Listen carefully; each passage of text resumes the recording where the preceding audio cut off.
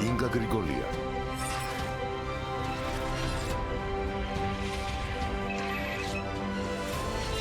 დიანა ტრაპაიძე, ვახო სანაია, ნინო ჟიჟილაშვილი,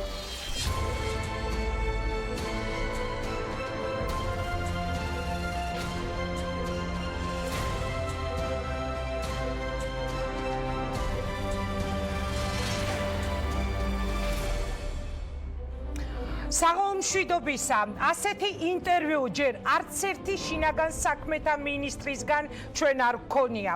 საქართველოს მთავრობის ყველაზე გავლენიანი პირი, რომელიც ერთდროულადაა შინაგან საქმეთა მინისტრი და ქვეყნის ვიცე-პრემიერი. ის დღეს 4 ჟურნალისტის პირისპირ აქ ამ სტუდიაში დაჯდება. უნდა ვაღიარო, მისი თანხმობა ყოველგვარი წინასწარი პირობების დათქმის გარეშე მივიღეთ შესაბამისად. ვიმედოვნებთ, რომ ეს იქნება ერთ-ერთი ყველაზე საინტერესო საუბარი, რომელსაც პირდაპირ ეთერში შემოგთავაზებთ. პოლიტიკური კარიერა 2013 წლიდან დაიწყო. ჯერ ბიზნეს ომბუდსმენი გახდა 2014 წლის დეკემბრიდან, 2016 წლის სექტემბრამდე იყო ეკონომიკური საბჭოს მდივანი, 2017 წლის 13 ნოემბრამდე საქართველოს ეკონომიკისა და მდგრადი განვითარების მინისტრი, 2017 წლის 13 ნოემბერს კი დაინიშნა საქართველოს შინაგან საქმეთა მინისტრად და ამავე დროს იკავებს ქვეყნის პირველი ვიცე-პრემიერის პოსტს. ის, როგორც ვთქვით, ყველაზე გავლენიანი მინისტრია მთავრობის კაბინეტში და როგორც ამბობენ, ერთ-ერთია, ვისაც ყველაზე მეტად ენდობა პარტია ქართული ოცნების თავმჯდომარე ბიძინა ივანიშვილი. შეკითხვები ბევრია, თუმცა ყველაზე მეტი ამ ბოლო დროს დაგროვდა განსაკუთრებით ბიზნესმენ მამუკა ხაზარაძის განცხადების და იმ ცნობილი წერილის გასაჯაროების შემდეგ, რომელიც TBC ჯგუფის დამფუძნებლის თქმით, მან გიორგი გახარიასგან მუქარის სახით მიიღო. ალბათ ყველა მზეპირად იცით ეს წერილი, მაგრამ მაინც უნდა გავიხსენოთ. უახლოეს 5 დღეში TV პირველი უნდა დაჯდეს, იმედის ტრენდზე უნდა გადავიდეს მაუწყებლობის საგანგებო რეჟიმზე და ეს უნდა დავინახოთ არხის სარედაქციო პოლიტიკიდან. მხმ უნდა გააკეთოს საგანგებო განცხადება, რომ მისთვის მიუღებელია ნაციონალური მოძრაობის რევანში და რომ ქართულ ბიზნესს კარგად ახსოვს, როგორ ექცეოდნენ მას ნაციონალური მოძრაობის პირობებში და ამის გამეორება მიუღებელია. და მესამე, არტარეას უნდა დაეთხოს ობიექტურობის მაღალი ხარისხი. მეწერილებს არ ვწერ, სათქმელს ყველას პირში ვეუბნები. განგვიცხადა მამუკა ხაზარაძის ბრალდების საფასუხოდ შინაგან საქმეთა მინისტრმა, ვის რას ეუბნება პირში და რატომ ეუბნება. რამდენიმე წუთში გიორგი გახარია პირდაპირ ეთერში აგვიხსნის. ფაქტია, რომ მამუკა ხაზარაძემ ამ წერილის მეორე პუნქტი შეასრულა, როცა საპრეზიდენტო არჩევნების მეორე ტურის წინ სალომე ზურაბიშვილის მხარდამჭერი განცხადება გააკეთა. იყო თუ არა ქვეყნის უმსხვილეს ბიზნესმენზე ორკესტრირებული შეტევის მთავარი მოქმედი გმირი გიორგი გახარია. ყველანი ციხეში კი არა, ყველანი ციხიდან. ასე შეაფასა ოპოზიცია მოცნების სისხლის სამართლის პოლიტიკა. კრიმინალი, რომელიც საომარ ქრონიკას გავს, რომელიც პარლამენტის უმრავლესობის ლიდერს არჩილ თალაკვაძესაც შეეხო.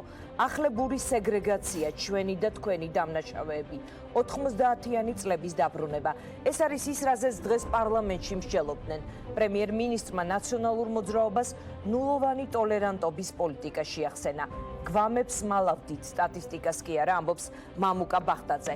ინტერპელაცია საპარლამენტო რეგლამენტის ახალი წესია, რომლის მიხედვითაც ფრაქციას აქვს უფლება პარლამენტთან ანგარიშვალდებული პირები დაიბაროს და კითხვებზე პასუხი მიიღოს. დღეს პარლამენტში გიორგი გახარია სწორედ პრემიერს ახლდა, მაგრამ დეპუტატებისთვის არ მიუმართავს. კომენტარი მხოლოდ ჟურნალისტებთან გააკეთა. შინაგან საქმეთა მინისტრი სტატისტიკის გაზრდას ხსნის აღრიცხვიანობის გაზრდით და პოლიციისადმი გაზრდილი ნდობით, რამაც მიმართვიანობა გაზარდა. უახლესი მონაცემები 2019 წლის იანვრისთვის მაჩვენებელი ასეთია. რეგისტრირებული დანაშაულის საერთო რაოდენობა 31%-ით გაიზარდა წინა წლის იანვართან შედარებით. 8%-ით შემცირდა გახსნის მაჩვენებელი. სტატისტიკა არ იქნება ის თემა, რაზეც მინისტრ გახარიასთან ვილაპარაკებთ, მხოლოდ ის თემა. ბიზნესმენი მამუკა ხაზარაძე საპარლამენტო გამოსვლის დროს ამბობდა, რომ წინა საარჩევნოდ მან შინაგან საქმეთა მინისტრისგან მუქარის წერილი მიიღო. მინისტრმა თქვა, რომ წერილებს არ წერს. მოგვიანებით კი გასაჯაროვებულ წერილში ნახსენებ მოგვიანებია ის არხი, რომლის ეთერშიც თქვენ ახლა გიორგი გახარიას მოусმენთ. ასევე TV პირველმა მოიპოვა და გაასაჯაროვა 4 წერილი, რომელიც მამუკა ხაზარაძემ გიორგი გახარიას გაუგზავნა და ლამის გამოძიებულ კიბერშეტევის ფაქტზე რეაგირებას თხოვა. პასუხი ბანკში 7 თვის შემდეგ მივიდა. გამოძიების შესახებ კი საზოგადოებამ მხოლოდ ისიც ის, რომ რუსთაველის 12 ნომრიდან კომპიუტერი ამოღებულია. ესეც იქნება თემა, რომელზეც ჩვენ შინაგან საქმეთა მინისტრის პასუხს მოვისმენთ. პოლიტიკური ფიგურა, რომელიც ქართული ოცნების მთავრობაში 3 წლის წინ შევიდა, მაშინ კაბინეტს ჯერ კიდევ გიორგი კვირიკაშვილი ხელმძღვანელობდა, თავიდანვე ცხადი იყო, რომ მას რაღაც ნიშნულოვანისთვის ამზადებდნენ. ბიძინა ივანიშვილთან დაახლოებული გახარია, მალევე გახდა შინაგან საქმეთა მინისტრი. ის პირველ ხაზზე ჩნდებოდა მთავრობისთვის კრიტიკულ ვითარებაში, რამაც მის ფიგურას წონა შემატა. დღეს მინისტრთა კაბინეტში ერთ-ერთი წამყვანი ფიგურაა, ცდილობს ფრთხილად აჩვენოს განსხვავება მასსა და წინამორბედებს შორის, უფრო მეტი გახსნილობით, თუნდაც მედიასთან ურთიერთობაში.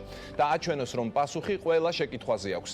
მასთან ჩვენი საუბარი დღეს არ წარიმართება, მხოლოდ როგორც შინაგან საქმეთა მინისტრთან, ის ამავდროულად ვიცე-პრემიერია, ყველაფერი რაც ხდება ქვეყანაში, რასაც მასაც ეხება, როგორც პოლიტიკური გუნდის წევრს, ოცნების ყველა ჩავარდნა, ყველა კრიტიკა, რომელიც მთავრობას მიემართება, ეხება მასაც, როგორც მართველი გუნდის ერთ-ერთ ლიდერს. დაწყებული კრიმინალით, გაგრძელებული ბიზნესით, დასრულებული არჩევნებით. აქვს თუ არა პრემიერ-მინისტრობის პერსპექტივა, ასევე შეასუსტა თუ არა მისი შანსები ბოლო პერიოდის სკანდალებმა, რა გათვლა აქვს მასზე საერთოდ ბიძინა ივანიშვილს. რა საერთო აქვს რეალობასთან მის იმიჯს, რომ ძლიერი და წარმატებული მინისტრია, არის თუ არა ეს ნამდვილად ასე. როცა ყოველდღიურად გვესმის კრიმინოგენული ვითარების შესახებ ახალ-ახალი ფაქტები, როცა არჩევნების შესახებ კითხულობთ მძიმე საერთაშორისო შეფასებებს, როცა უმძიმესი შენიშვნებია სასამართლოზე და ასე შემდეგ. შესაძლებელია თუ არა მთავრობა თავის თავს უწოდებდეს წარმატებულს ასეთ ვითარებაში, ან ასეთი მთავრობის ერთ-ერთი მინისტრი მიიჩნეოდეს წარმატებულად. მომდევნო 2 საათი, 4 ჟურნალისტი და სტუმარი გიორგი გახარია. გიორგი გახარია მთლად სისტემის ხერხემალი ვერა, მაგრამ გუნდში ერთ-ერთი ყველაზე ძლიერი მოთამაშეა სხვებთან შედარებით. რამდენიმე კრიზისიდან გამოსვლა მან განსხვავებული ნაბიჯებით სცადა. ამ მხრივ ყველაზე დასამახსოვრებელი ბასიანის შემთხვევა იყო, თუმცა მისი იმიჯი მაინც მოექცა წრეში, რომელსაც დაერქვა შეცდომები. რამდენიმე წუთში აქ დაისმება კითხვები, რომელზე პასუხებიც ან ამ დრომდე არ არის, ან არის, მაგრამ ბუნდოვანი შინაარსით. მოდით მაშინ დავიწყოთ გოდიშით. გოდიში. დაიწყო ბოდიშით, შეჩერდა წერილზე. თქვენ წერილი გინდათ თუ სიხარო? წერილი იყო შინაგან საქმეთა მინისტრისგან მოწერილი ბატონი გახარიასგან. სკანდალური წერილი და ბრიტანული ექსპერტიზის დასკვნის მოლოდინი. რა როლი აქვს შინაგან საქმეთა მინისტრს TBC-ის საქმეში? პრივილეგირებულობა ამ ქვეყანაში ერთხელ და სამუდამოდ უნდა დასრულდეს. გიორგი გახარია პირველების სტუდიაში წერილსა და ბიზნესმენის ბრალდებაზე ორკესტრირებული შეტევის შესახებ. TBC ბანკიდან გახარიას სახელზე გაგზავნილი 4 წერილი და 1 პასუხი 7 თვის დაგვიანებით. რა პასუხი აქვს გახარიას უწყებას კიბერშეტევის გაჭიანურებულ გამოძიებაზე? ჩატარებულია დღემდე არაერთი საგამოძიებო მოქმედება, ამოღებულია კომპიუტერები, მათ შორის რუსთაველის 12 ნომრიდან.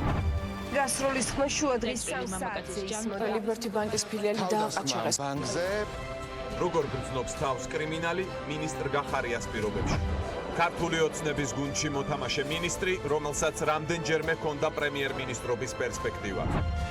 შინაგან საქმეთა მინისტრის ექსკლუზიური ინტერვიუ პირველებში დღეს. გიორგი გახარია 4 ჟურნალისტის პირისპირ საღამოს 8-ზე. მაშასე ჩვენი გადაცემის სტუმარია შინაგან საქმეთა მინისტრი გიორგი გახარია. ვთხოვთ მას სტუდიაში. საღამომშვიდობისა. მადლობთ. მადლობთ რომ მოგზავნით. მადლობა რომ ხართ ჩვენი სტუმარი. მართლა არ ქონია არც ერთ შინაგან საქმეთა მინისტრს ამ ფორმატში ინტერვიუ და იმედი მაქვს რომ გამოგვივა ძალიან საინტერესო საუბარი. იმდენად რამდენადაც ძალიან ბევრი კითხვა დაგროვდა თქვენთან ბატონო გიორგი და ნება მომეცით რადგან ხართ TV პირველზე? აი ესე ყოველგვარი რიგითობის გარეშე პირველი კითხვა დავსვა იმ წერილთან დაკავშირებით, რომელშიც ასეთი ფრაზა იკითხება წერილის პირველ პუნქტში. ტევე პირველი უახლოეს 5 დღეში უნდა დაჯდეს იმედის ტრენდზე, უნდა გადავიდეს მაუწყებლობის საგანგებო რეჟიმზე და ეს უნდა დავინახოთ არხის სარედაქციო პოლიტიკიდან. რა ხდება, რა გინდათ ტევე პირველის? საერთოდ შევამოწმოთ როგორია ტევე პირველის ტრენდი თქვენთან ერთად და ნახოთ რამდენად კრიტიკული იქნება ტევე პირველი დღეს და არ არის შემთხვევითი რომ დაახლოებით 1 წელია რაღაც სატელევიზიო სივრცეში უბრალოდ დაკავებულობისგან გამო არ გამოჩენილოთ ეს იყო აბსოლუტურად გააზრებული გადაწყვეტილება რომ დაგვეწყო ტევე პირველიდან. მით უმეტეს დღეს პარლამენტში იყო მნიშვნელოვანი დღე ინტერპელაცია მე იმედი მაქვს რომ ამ ნაწილზეც გვექნება საშუალება რომ ვისაუბროთ თუმცა კიდევ ერთხელ აღნიშნავ რომ ეს ისტორია რომელიც ყოველდღიურად სხვადასხვა რაღაც ფერებს იძენს. ჩემთვის არის ჯერჯერობით გაუგებარი. მე გარკვეული პერიოდი დაველოდები, ნახავ კიდე რა სიურპრიზებს ამზადებენ, სადამდე შეიძლება შევიდეს, ასე ვთქვათ, ეს გამოგონილი ისტორიების თემა და შემდგომ რა თქმა უნდა როგორც რიგითი მოქალაქე, ყველაფერ ამაზე გავცემ შესაბამის პასუხს. ბატონო გიორგი, ერთი ასეთი კითხვა მინდა დაგისვათ. აი დაელოდებით, ჩვენ ველოდებით საზოგადოება, ვიცით რომ ექსპერტიზაზე არის წაღებული ის წერილი. რაში დასჭირდებოდა, როგორ ფიქრობთ? მაშინ მამუკა ხაზარაძეს პარლამენტის ტრიბუნიდან გაეკეთებინა ის განცხადება, რომელიც მოისმინა მთელმა ქვეყანამ, რომ მას ემუქრებოდით პირადად თქვენ, რომ მან მიიღო მუქარის წერილი. ყველაფერს ხომ თავისი ლოგიკური ახსნა აქვს, ხო? ყოველგვარი ახლა ზედმეტი შელამაზების გარეშე უნდა ვთქვათ, რომ თქვენ ხართ ამ მთავრობის ყველაზე გავლენიანი მინისტრი. ყოველ შემთხვევაში ჩემი აღქმა ასეთია. რაში უნდა სჭირდებოდეს ქვეყნის ყველაზე მსხვილ ბიზნესმენს მოიგონოს თუ ეს ასე არ მოთ ასე გავაკეთოთ. მე მქონდა ამაზე ჩემი პირველი რეაქცია აბსოლუტურად ღია, გარკვეულწილად ემოციური. რომლის განმეორება დღეს შემიძლია, თუმცა ჯერჯერობით თავ შევიკავე. იმდენად ემოციური, რომ ერთხელ გაბრუნდით, მობრუნდით კომენტარს. იმიტომ რომ რა მოტივი ქონდა ეს უნდა კითხოთ მას. ეს ჩემთვისაც ჯერჯერობით გაუგებარია. თუმცა ჩემი პოზიცია რომ ჯერ ერთი მე მაქვს ბევრად უფრო მეტი თმენის ვალდებულება და მე ამ ვალდებულებას განვახორციელებ ბოლომდე. ეს ერთი, მეორე. რა თქმა უნდა, მე ბევრად უფრო თავისუფალი ვიქნებოდი რო არ ვიყო იმ პოზიციაზე, რა პოზიციაზეც ვარ. მესამე, იმდენად არათანმიმდევრული განცხადებები მოყვა ამას ყველაფერს, ნაწილობრივ წინაც უძღოდა. უბრალოდ ვფიქრობ, რომ არასწორი იქნება ჩემი მხრიდან ახლა ამაზე ასეთი რეაქციის მიცემა. იმიტომ რომ რამოდენიმე რამ ითქვა, შემდგომ გადაითქვა. დღესაც კიდევ ერთხელ გავიმეორებ, იყო შემთხვევა, როდესაც ამბობდნენ, რომ გახარია ითხოვს წილების დათმობას TBC-დან. ასეთი შემთხვევაც იყო. ეს ინტერპრეტაცია იყო, მედიაში გავრცელდა ეს ინფორმაცია. რას დაელოდებით? აი თქვენ ამბობთ, რომ დაველოდები. რას დაელოდებით, როცა გამოძიებაც კი არ დაწყებულა. თქვენც ლონდონის ექსპერტიზის დასკვნას ელოდებით? არა, რა თქმა უნდა. მე დაველოდები, კიდევ რას იკადრებენ? აი მას დაველოდები. ხარე, არც ვიცი, თუნდაც. იმიტომ რომ ამან წერილთან დაკავშირებით. ესე იგი, ობიექტურად დრო ეს თემა დაიხუროს. მე მამუკა ხაზარაძისთვის წერილი არ მიმიწერია და არც გამიგზავნია მამუკა ხაზარაძისთვის რაიმე წერილი. წერტილი. ამის შემდგომ ყველა სახის საუბრები გაგრძელდება იმ ლოგიკიდან გამომდინარე, რა ქმედებები, ნაბიჯები, ან რა სახის ლოგიკით იქნება გავრცელებული? ანუ მან იცრუა? ასე გამოდის. ეს მას კითხეთ. ბატონ გიორგი, ან თქვენ ამბობთ, რომ მე ასე მარტივად ბრალდებებს არ ვაცხადებ თან ეთერში. ხო? იმიტომ რომ მე ვამბობ აბსოლუტურად ერთმნიშვნელოვნად, რომ მე მამუკა ხაზარაძისთვის წერილი არ მიმიწერია და არ გამიგზავნია. ბატონ გიორგი, თქვენ ამბობთ, რომ დაელოდებით. მაგრამ რატომ ელოდებით შეგიძლიათ აგვიხსნათ? ანუ რაღაც სულებს ელოდებით, ვთქვათ ხაზარაძისგან, სხვებისგან, რომ შემდეგ ამას უპასუხოთ. ანუ რაღაც ისე გამოდის, რომ რაღაც პოლიტიკურ ბიზნეს ომში ხართ. თქვენ თქვით ახლა ამ წუთას, რომ დაველოდები, აბა რას გააკეთებენ კიდევ და შემდეგ უპასუხებთ. თქვენ ამის შემდგომ აკეთებთ თქვენს ინტერპრეტაციას. შეფასებას უბრალოდ. შეფასებას, კი, შეფასება იყოს. კიდევ ერთხელ ვიმეორებ, თქვი და გავიმეორებ. მე მაქვს თმენის ვალდებულება. მამუკა ხაზარაძე არის ამ ქვეყნის ერთ-ერთი მოქალაქე. და მე დღის განმავლობაში დიდი რაოდენობის მოქალაქეები მომართავენ. სხვადასხვა საქმეებთან დაკავშირებით. ეს ერთი მეორე. სხვათა შორის ზოგი მამუკა ხაზარაძის მსგავსად გარკვეულ პრეტენზიებსაც და ბრალსაც გვიყენებს. რაზეც ჩვენ წყნარად მშვიდად პროცედურებით ვპასუხობთ. ანუ მამუკა ხაზარაძემაც მოგმართათ. რა თქმა უნდა. თუ გულისხმობთ იმ 4 წერილს, რომელიც დაასახელა, არა, მომართვა იყო, რა თქმა უნდა, ეს იყო მომართვა, როდესაც ადამიანმა პარლამენტის მაღალი ტრიბუნიდან გააკეთა ის განცხადება, რა განცხადებაც გააკეთა და შემდგომ მას დაამატა, რომ რაღაცა სადღაც აქვს გაგზავნილი. ახლა ამ კონტექსტში მე რა თქმა უნდა დავაში დისკუსიაში არ შევალ. ბატონო, ეს სიტყვა რაც თქვენ თქვით, რომ მე დაველოდები, ან თქვენ არა ხართ ანგარიშვალდებული მხოლოდ ხაზარაძის წინაშე, ეს ძალიან დიდი სკანდალი იყო, თქვენ საზოგადოების წინაშე ხართ ვალდებული, რომ წერტილი დაუსვათ ამ ამბავს და როდესაც ამბობთ, რომ ველოდებით ეს ტოვებს შთაბეჭდილებას, რომ თქვენ ხართ ბრძოლაში, ამ შინაგან საქმეთა მინისტრი, ხართ ბრძოლაში და რაღაც სულებს ველოდებით და გამოდის ისე, რომ მოწინააღმდეგეთ აღიქვამთ მამუკა ხაზარაძეს. არა, რა თქმა უნდა. არავის მოწინააღმდეგეთ არ აღვიქვამ. ეს ერთი, მეორე. ჯერიგერთი თქვენ რო შეხედოთ მოვლენების განვითარებას ნახავთ რომ მე საერთოდ მთელ ამ ისტორიასთან რომელიც და ჩემს სტრუქტურას არანაირი კავშირი არ აქვს საერთოდ აი შეხებაც არ მქონია ამ ისტორიასთან რომელიც დაიწყო და რომელსაც ერთ-ერთი ბიზნეს ჯგუფი თulis რომ რაღაც მისი ნამდვილ ხდება თუმცა კიდევ ერთხელ ვიმეორებ იყო რაღაც განცხადება გაკეთებული მაღალი ტრიბუნიდან, მე იყო ნათქვამი შუამავალი, მე იყო ნათქვამი რომ არ არის შუამავალი, მე იყო ნათქვამი რომ სადღაც გავაგზავნეთ, მე იყო ნათქვამი რომ ერთი პირობა ამ წერილიდან შევასრულე, მაგრამ ეს იყო შეცდომა, მე იყო ნათქვამი რომ დღესაც ასე მოვიქცევ და კიდე ბევრი რაღაცა იყო ნათქვამი. რეალურად შეცდომა იყო პირობასთან დაკავშირებით, თუ კარგად მახსოვს. ვერ გავიგე? შეცდომა სწორედ პირობასთან დაკავშირებით მეორე მუხზე საუბრობთ, ხო? მისი მხრიდან იყო ნათქვამი, რომ კარგი თქვენი დღესაც იგივეს გავაკეთებდი. ანუ თქვენ ეხლა ხაზარაძის ნათქვამს და მედიაში ინტერპრეტირებულს ერთად გვთავაზობთ? არა, არ გვთავაზობთ ერთად. ხაზარაძის უკან არ წაუღია თავის სიტყვები, ამას გულისხმობს ხომ მგონი დიანა. უკან არ წაუღია თქვენ რომ თქვით რომ მე გადაითქვა, მე ასე ითქვა, მე მა რაც თქვა, ის ნათქვამი დარჩა. და ეს ნათქვამი და მოლოდინის რეჟიმი რომელიც მიხდი რას ვეუბნებით, დეთანხმებით. თუმცა მოდით შევთანხმდეთ იმაზეც რომ მაყურებელსაც სხვადასხვა საშუალებებით ეს ინფორმაცია სწორედ ასე არეულად ეწოდება. ხოსია.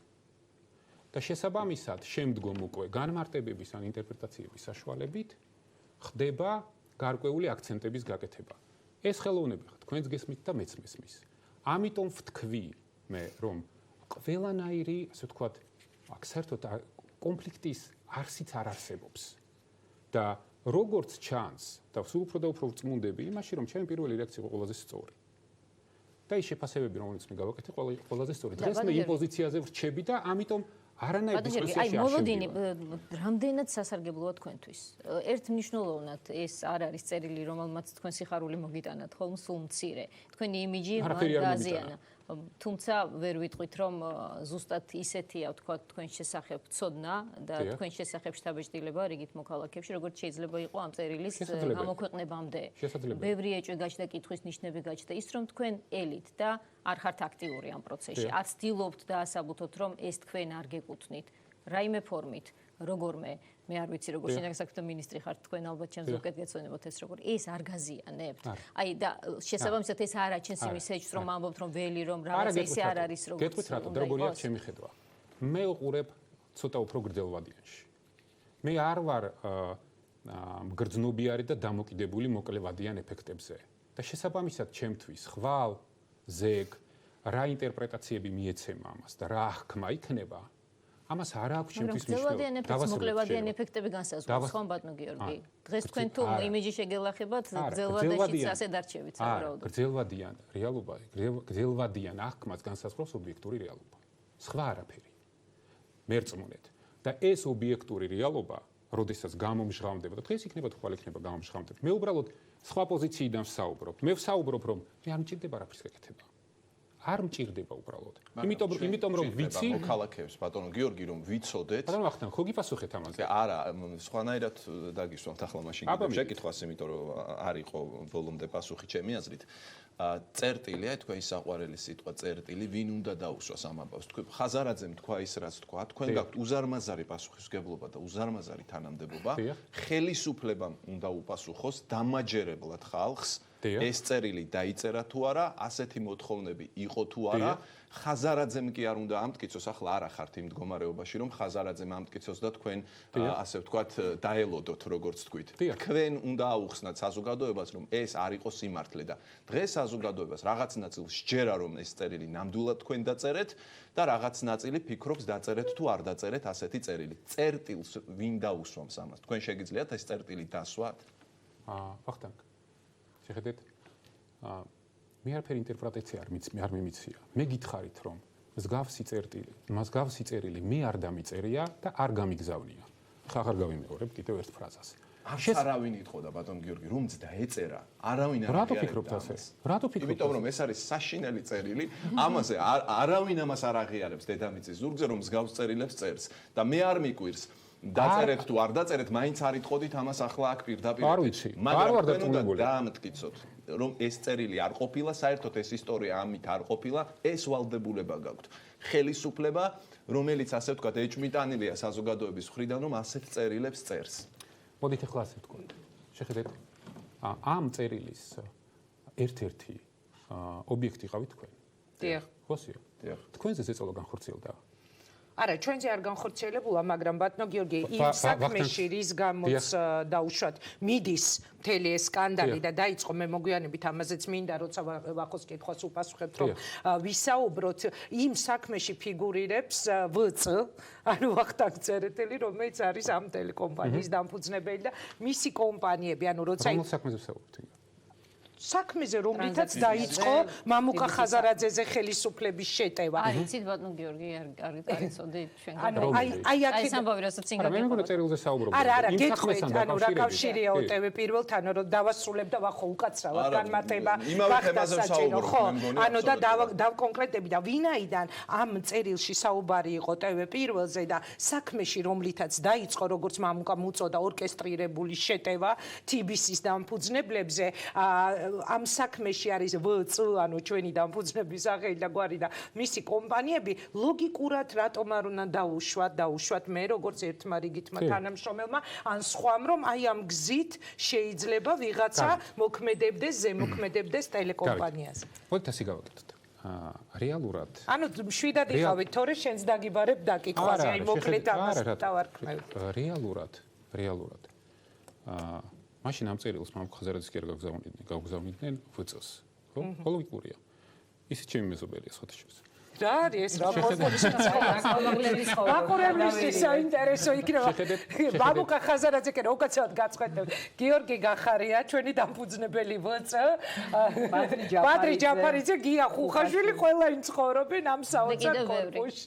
და კიდევ ბევრი. ბოდიში გაგაცანია სხვათა შორის. ბოდიში გაგაცანია. გეზერაშვილიც როგორც ვიცი. ისიდან გადასვლა.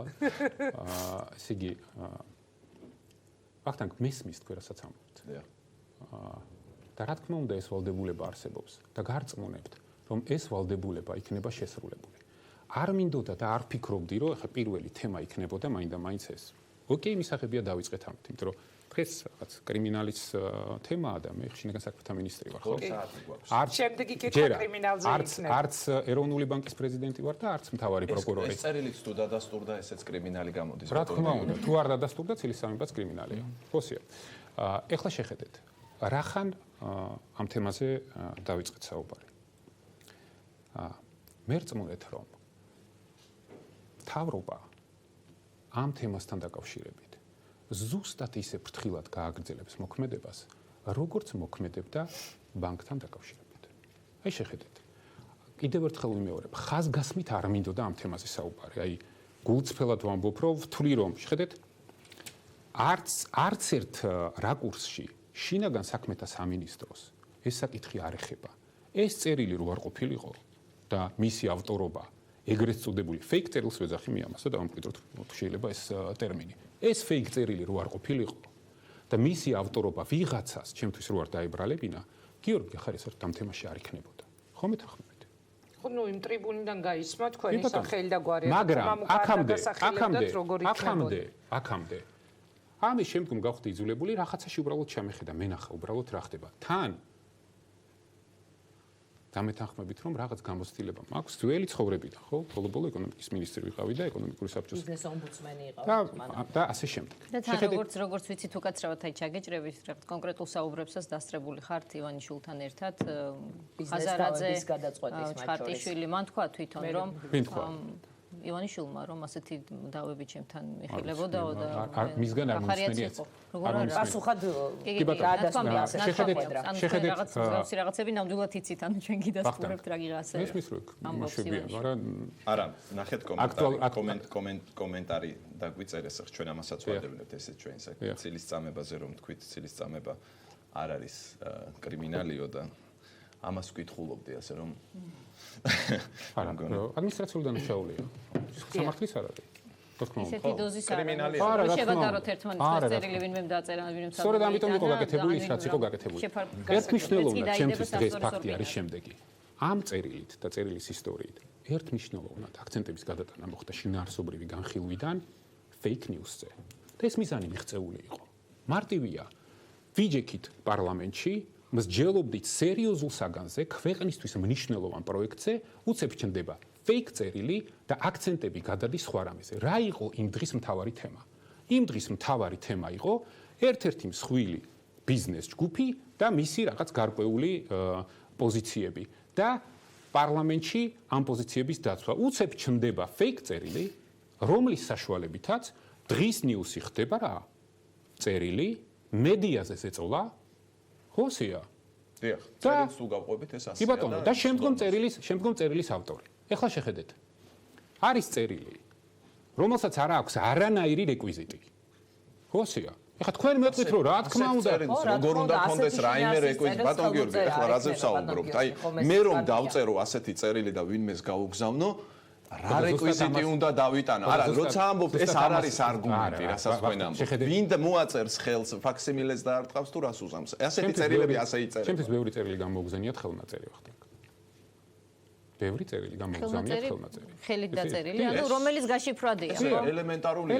ასეთ წერილს როცა წერ, ხელით არ უნდა დაწერო. გამგონი გაიგებს. შეხედეთ. ხაზარაძესაც გამოუგზავნია ხელნაწერი. გამგონი გაიგებს. შეხედეთ. რეალურად შინაგან საქმეთა მინისტრმა პირდაპირ ეთერში მარტივი რამ მოხდა აქცენტების გადატანა შინაარსობრივი საუბრიდან რაღაც fake წერილზე. გათავდა, ეს იყო მიზანი. დაუსვით წერტილი. მე ამას გეკითხებით. დაუსვით წერტილი. დაესმება ამ წერილს ისტორია. რა გააკეთეთ ამისთვის რომ წერტილი დაესვას? აი, რამე ქმედებები არ არის დაწყებული ამ თემაზე და არც დაიწყება გითხრა პროკურატურამ. ანუ სად შეიძლება ველოდოთ პასუხს? ვიღაცას ხაზარაძის ჯერა, ვიღაცას გახარიას. ეს მათინება პროკურატურა, რა თქმა უნდა, როგორც კი შემადგენლობა იქნება გამოძიებას დაიწყებს. გახარია იქნება პირველი. ვინც ამ გამოძიებაზე მივადა დაკითხვაზე დაჯდება და ჩვენებას მიცემს. კიდევ რა გიპასუხოთ? რას ელოდება პროკურატურა მითხარ? იმას ელოდება, რომ მე როგორც ვთქვი, ჯერ ერთი პროკურორს კითხეთ. და მეორე, შემადგენლობა როგორც ხვდები არ აქვს, იმიტომ რომ ადამიანი ამბობს, რომ მაქვს წერილი, ეს წერილი გავაგზავნე სადღაც და შუამავალი ვინ იყო, არ ვიტყვი. იცით რა რამდენი ჩვენების მიცემა შემიძლია, ასე ვახტანგ? თქვენ წინააღმდეგს. შეგიძლიათ, მაგრამ თანამდებობა გაქვთ. თქვენ ხართ ხელისუფლების წარმომადგენელი. ანუ იმაში მეთანხმებით, რომ ვიღაცამ ამას წერტილი უნდა დაუსვას და ხარ მეუბნებით, რომ ვერ დაუსვით ამას უსვამ წერტილს თქვენთან ერთად. დიახ. თქვენთან ერთად. როგორ ფიქრობთ ჩემთვის? გიორგი გახარიასთვის. დაკითხვაზე პროკურატურაში მისვლა უფრო მარტივია ან რთულია თუ თქვენთან აქ ჩდომა? მიპასუხეთ. გააჩნია ორივეს თავისი დატვირთვა. არ არის ეს. ორივეს თავისი აღმოჩნდა რა იცით. არა, შეხედეთ, არა. დიანა. პროკურორთან შეიძლება უფრო მარტივი საუბარი გქონდეს რაღაც თემაზე. თქვენ ხო მეუბნებით მე ასეთ რაღაცას, რომ თქვენ ხართ ხელისუფლება, გაქვთ მენის ვალდებულება, გაქვთ ტრანსპარენტობის დიდი ვალდებულება და ანგარიშ ვალდებულება მოქალაქეების წინაშე. ამაზე ვსაუბრობ. მე ვზივარ აქ მოქალაქეების წინაშე და ვცემ პასუხს თქვენს შეკითხვებზე. და ეხლა მიპასუხეთ. რომელი უფრო რთული, მოიცადეთ პასუხობთ, დამასრულებინეთ. თუ ვსაუბრობთ ფორმალური იურიდიული მხარით, პროკურორი ამბობს, რომ ფორმალური იურიდიული მხარით მე არა მაქვს საკმარისი მტკიცებულებები იმისთვის, რომ გავხსნა საქმე. ეს ერთი. მორალური მხარით თუ მელაპარაკებით, ვზივარ აგერ და გპასუხობთ. და ეხლა მეუბნებით რომ დაუსვით წერტილი, გპასუხობთ რომ წერტილს დაუსვამთ თქვენთან აქაც.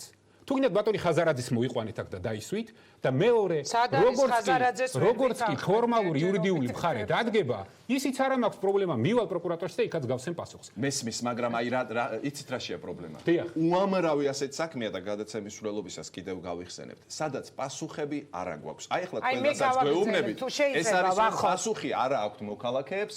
ასეთი წერილი დაიწერა ეს ამბავი. არა, ეს ამბავი დემაგოგია თქვენ ამბობთ რომ თუ გაჩნდება ფორმალური მხარე იურიდიული ამის, კი ბატონო დაესმება წერტილი და არ გაჩნდა, ვერ ვხედავთ ამას, რომ რამე გამოიძიეს და მეორე მხრივ ხაზარაძემ თქვა ის რაც თქვა. ანუ ჰაერშია გამოკიდებული საქმე. შეიძლება მე ჩავერთვები. ეხლა ჩვენ ხო რეალურად ვსაუბრობთ ხელისუფლება ახორციელებს თუ არა ზეწოლას ბიზნესზე, ხო? 2 წუთში ჩვენ გადავიდეთ, მოდით კრიმინალზე ვისაუბროთ, რომელზეც დღეს პარლამენტში ძალიან მნიშვნელოვანი განცხადებები მოვისმინეთ, მაგრამ ვინაიდან ხელისუფლების სავარაუდო ზეწოლა არის თუ არა ბიზნესზე, ამაზე ვსაუბრობთ. აქვე ერთი თემა გამახსენდა მაშინ ბატონო გიორგი, აი მამუკა ხაზარაძით რომ არ შემოვიფარგლოთ მხოლოდ ომეგას თემაზე, როდესაც ჩვენ ვისმენდით ომეგა ჯგუფის დამფუძნებლის განცხადებებს, მან ასეთი რამ თქვა, ბიძინა ივანიშვილთან შეხვედრა, სადაც 4 მილიონი მოითხოვაო, გიორგი გახარიაც ესწრებოდა, მან ეს რუსთავიორის ეთერით განაცხადა, ივანიშვილმა 4 მილიონი რომ თხოვა, ესწრებოდნენ ივანიშვილი, გახარია, ლევან ყიფიანი და მე ვიყავი იქო. ანუ გახარია მაშინ გახდათ ომბუდსმენი. ანუ სხვა ბიზნესმენიც ამბობს, რომ რაღაც მსგავს მოლაპარაკებას ბიზნესზე, ზეწოლაზე, რაღაც მილიონებზე, როდესაც ის საუბრობს, ამ შეხვედრაშიც თქვენი გვარი სახელდება. დიახ. შეხედეთ, ამ ჩვენ ხო სამწუხაროდ ისეთ ღია საზოგადოებაში ვცხოვრობთ, ტრანსპარენტულ აბსოლუტურად საზოგადოებაში ვცხოვრობთ, სადაც ნახევრად სიმართლე, ან ნახევრად ღვილი ძალიან სერიოზული ინსტრუმენტია კონკრეტული მიზნების მისაღწევად. კლასიკური შემთხვევა, ბევრი სასაცილო რამ თქვა ამ ბატონმა.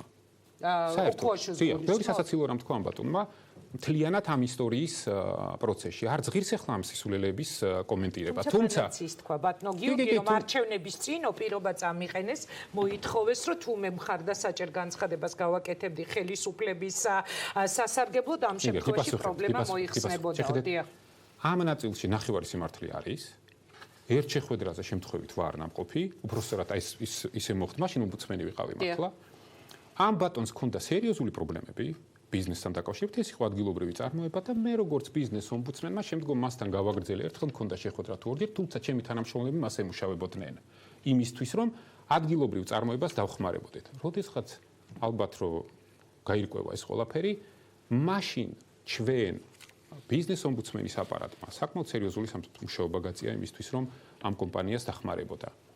იმის იქით, როგორც კი ჩვენ იდენტიფიცირება მივხვდით, რომ ეს ყველაფერი კეთდება იმისთვის, რომ ვალდებულებები, რომელიც იყო დაგროვილი სახელმწიფოს წინაშე და არა მხოლოდ სახელმწიფოს წინაშე, არამედ კერძო ორგანიზაციების წინაშეც ამ ვალდებულებებისთვის აერიდებინა თავი, მორჩა ჩვენ ამ თემას ჩავეხსენით. იმიტომ რომ იქ უკვე ფორმალური იურიდიული მხარე, როდესაც თავრობაზე და სახელმწიფოზე ვსაუბრობთ, ეს არის კრიტიკულად მნიშვნელოვანი, აღარ არსებობდა. იმის ჩვეულებრივად ადამიანი გადასახადის გადახდისგან არიდებდა თავს. ამ სახით, მაგრამ აი თქვენი გვარი თქვა ამ საქმეშიც დასახელდა, კიდევ ერთ წავიკითხავ, გახარია ასრულებდა ივანიშვილის მარცხენა ხელის როლს, აი სიტყვასიტყვით ვკითხულობ, რასაც ეს კაცი ამბობდა, ეუბნებოდა, რომ ეს საქმე უნდა შესრულებულიყო, 4 მილიონი უნდა გასულიყო და გახარიამ დიდი როლი შეასრულა მაშინ ზეწოლის თვალსაზრისით. წეღან ნინომაც გაიხსენა, ბიძინა ივანიშვილმა თქვა, რომ გახარია ესწრებოდა ვანო ჩხარტიშვილსა და მამუკა ხაზარაძეს შორის მოლაპარაკებას. ბატონ გიორგიმ რაღაცა ვერ გაიხსენა ასეთ შთაბეჭდილება დამჭირვა ასეთ შეხვედრაზე ნამყოფია. ჩხარტიშვილი ხაზარაძის რაღაცა ტიპის გარჩევაზე ივანიშვილთან. თავად ივანიშვილმა თქვა ეს და არ გახსოვთ ბატონ გიორგი არ ყოფილიყო. დეტალები არ მახსოვს, შეიძლება შეხვედრაზე ნამყოფი ვარ, იმიტომ რომ ეს შეხვედრებზე ბევრგან ვარ ნამყოფი. ეხლა შეხედეთ ზუსტად გამოვარკვიეთ, რომ ეს ფოთის წისქვილ კომბინატის საქმე იყო. ესეთი საქმე იყო ბიზნეს ომბუდსმენის აპარატში, განვიხილავდით, შეხვედრები ბევრი იყო, მხარე იყო ერთიც და მეორეც, კი მახსოვს ეს თემა. და ბიზნეს ომბუდსმენთან იყო ეს ბიზნეს ომბუდსმენის აპარატი. ხო, ეს არა, შეხედეთ. ომბუდსმენის აპარატია, გასაგებია და ივანიშვილის სახლი მეორე. ნუ არა. სადაც არის ბიზნეს ომბუდსმენიც არ ყოფილა. ამ თემაზე მუშაობით მიმუშევია. არა, ბიზნესებში ყოფილა. ამ თემაზე მუშაობით მიმუშევია. ერთი რამ გაითვალისწინეთ. 13 წლიდან თუ კი რაიმე ბიზნესში ხდებოდა, მე არასოდეს ჩემი მოვალეობა ფორმალურად არ შემისრულებია. შეიძლება ამიტომ ვიმკი იმას, რომ როდესაც ახლა ბევრი მიმართულებით გარკვეული დარტყმის ობიექტი ხდები, მაგრამ ეს ჩემთვის ნორმალურია. პირიქით საინტერესოც არის. არანაირი პრობლემას მე ამაში ვერ ვხედავ. რამდენი ოქუაშვილები, ვინც არ უნდა იყოს, რაც არ უნდა ილაპარაკონ, მე ვიცი ერთი რამ. ყოველთვის ამოვდიოდი სახელმწიფოს ინტერესებიდან ყოველთვის და ვერასდროს ვერავინ საწინააღმდეგოს შეიძლება თქვას ზოგიერთებმა და ცადოს კიდე ბევრმა, მაგრამ ვერასდროს ვერაფერს ვერ დაადასტურებს. იმიტომ რომ კიდევ ერთხელ ვიმეორებ და ვხვდები რატომ ხდება ეს. მართლა არასოდეს არ უდგებოდი არასოდეს ჩემს საქმეს ფორმალურად და აი ასე წითელ ხაზებში არ მიმუშავე არასოდეს. არც მომავალში არ ვაპირებ. თქვენ ბიზნეს ომბუდსმენი იყავით, ეკონომიკის მინისტრი იყავით, ხართ შინაგან საქმეთა მინისტრი და ხაზარაძეს კიბერშეტევის თემაზეც მინდა ერთი კითხვა დაგისვათ, მანამდე კითხავთ თქვენ მასთან დაკავშირებით თქვით რომ პრივილეგირებული ბიზნესმენი იყო. თქვენ ეკონომიკის მინისტრმა, ბიზნეს ომბუდსმენმა რა პერიოდში იყო ის პრივილეგირებული? როგორ დაუშვით რომ ერთი კონკრეტული ბიზნესმენი იყო პრივილეგირებულ მდგომარეობაში სხვებთან მიმართებაში? ანუ ეს გამოიხატებოდა და ეს კარგი რამ თქვით, ანუ მასთან დაკავშირებით? შეხედეთ, ჩვენ ხო იდეალურ სამყაროში არ ცხოვრობთ. თუ გონია ხარ რომ ჩვენ დალაგებული იდეალურ ჩვენ ვართ ღარიბი ქვეყანა განვითარებადი დემოკრატიით, სუსტი ინსტიტუტებით და კიდე უამრავი გვაქვს სამუშაო იმისთვის რომ ეს ქვეყანა რაღაცას დავამსგავსოთ. პრივილეგირებული ბიზნესმენებით. სამწუხაროდ. მეთანხმებით რომ ასეა, პრივილეგირებული ბიზნესებს დავანებოთ. ეხლა რაც შეეხება პრივილეგირებულ ბიზნესმენებს. ბატონებო, შეხედეთ ვინ მისცა მას ეს პრივილეგია? ნელ-ნელა ვუპასუხებ. ვინ გააბლატავა ხაზარაძეს? მთავრობამ. სამწუხაროდ. რომლის წევრის თქვენ იყავით ეკონომიკის მინისტრი? რა თქმა უნდა და როდესაც უბრალოდ აიღეთ და შეხედეთ, რამდენჯერ იყო მაგალითად გარკვეული ვალდებულებების გადავადება მთავრობაზე გამოტანილი კონკრეტული კომპანიისთვის. ნახეთ, რა არის ხო პრივილეგია? მთავრობამ ანუ კვირიკაშვილმა? მათ შორის, მეც მათ შორის. იმიტომ რომ ეს იყო ქვეყნისთვის კრიტიკულად მნიშვნელოვანი პროექტი და მთავრობა გაურკვეულწილად ტყვეობაში აღმოჩნდა ყველაფრის ამის. ეს გადავადებები ხდებოდა ერთხელ და ორჯერ არა. და მე რო ეს ვთქვი, სწორედ ეს ვიგულისხმოთ, ეს არ ეხება მხოლოდ ანაკლიას. ეს ეხება სხვა პროექტებსაც. და არ მინდა ახლა დეტალებზე უბრალოდ საუბარი, თქვენ მე მასაუბრებთ როგორც ყოფილ ეკონომიკის მინისტრს. ბატონ გიორგი. არა და როგორც შინაგან საქმეთა მინისტრს, რომელსაც პირდაპირ ზრდებს ბრალს, ხო, ეს ბიზნესმენი და შესაბამისად ძალიან საინტერესო ცდილობს. ხო, ცდილობს. ბატონ გიორგი. დიახ.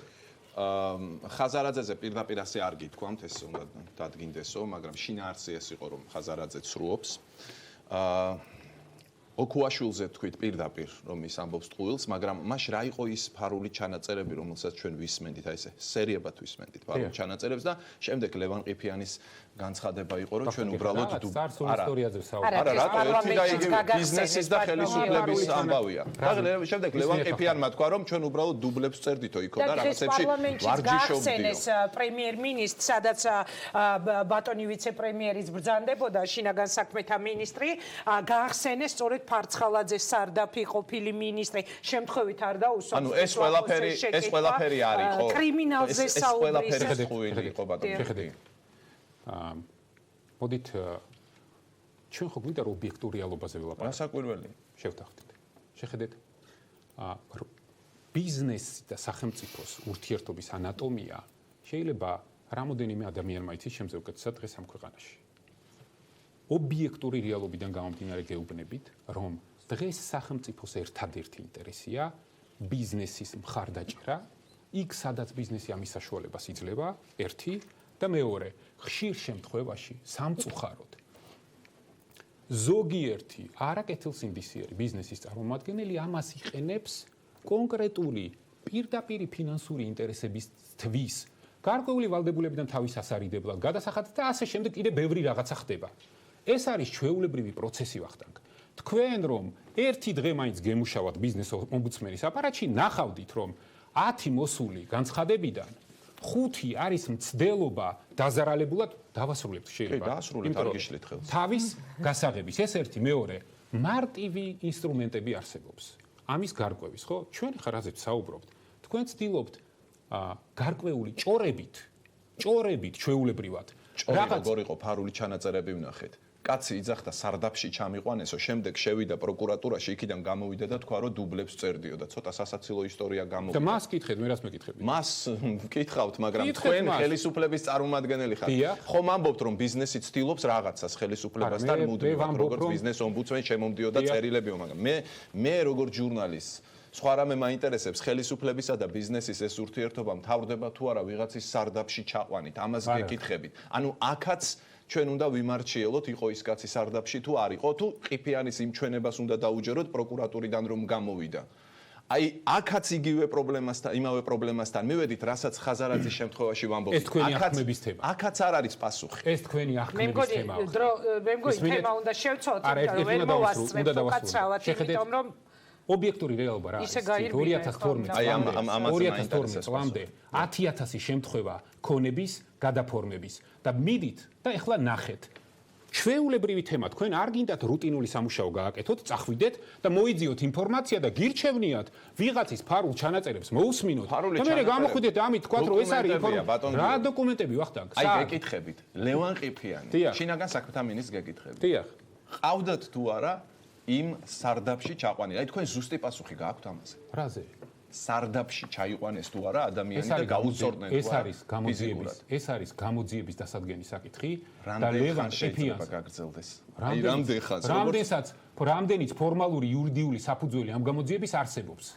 და ლევან ყიფიანს კითხეთ და გიპასუხოთ, ჩაიყვანეს ის სარდაფში თუ არა, არ დავინტერესებულ ვარ. ესე იგი მეორე საკითხზე მივედით, კიდევ ბევრი იქნება, რომელზეც მეუბნებით, რომ ესეც გამოძიება უნდა დაადგინოს, ოღონდ ეს გამოძიება არასოდეს არ სრულდება. ეს უკვე მეორე თემაა, კიდევ ბევრი გვექნება, ჩვენ მგონი რეკლამა გვაქვს. დრო ამ რეკლამამდე მინდა ვიკითხო, თუ მაქვს საშუალება, ვახო, კიბერთავდასხმა ბანკზე, თქვენ დღეს თქვით, რომ ერთი კვირით ადრე იცოდით.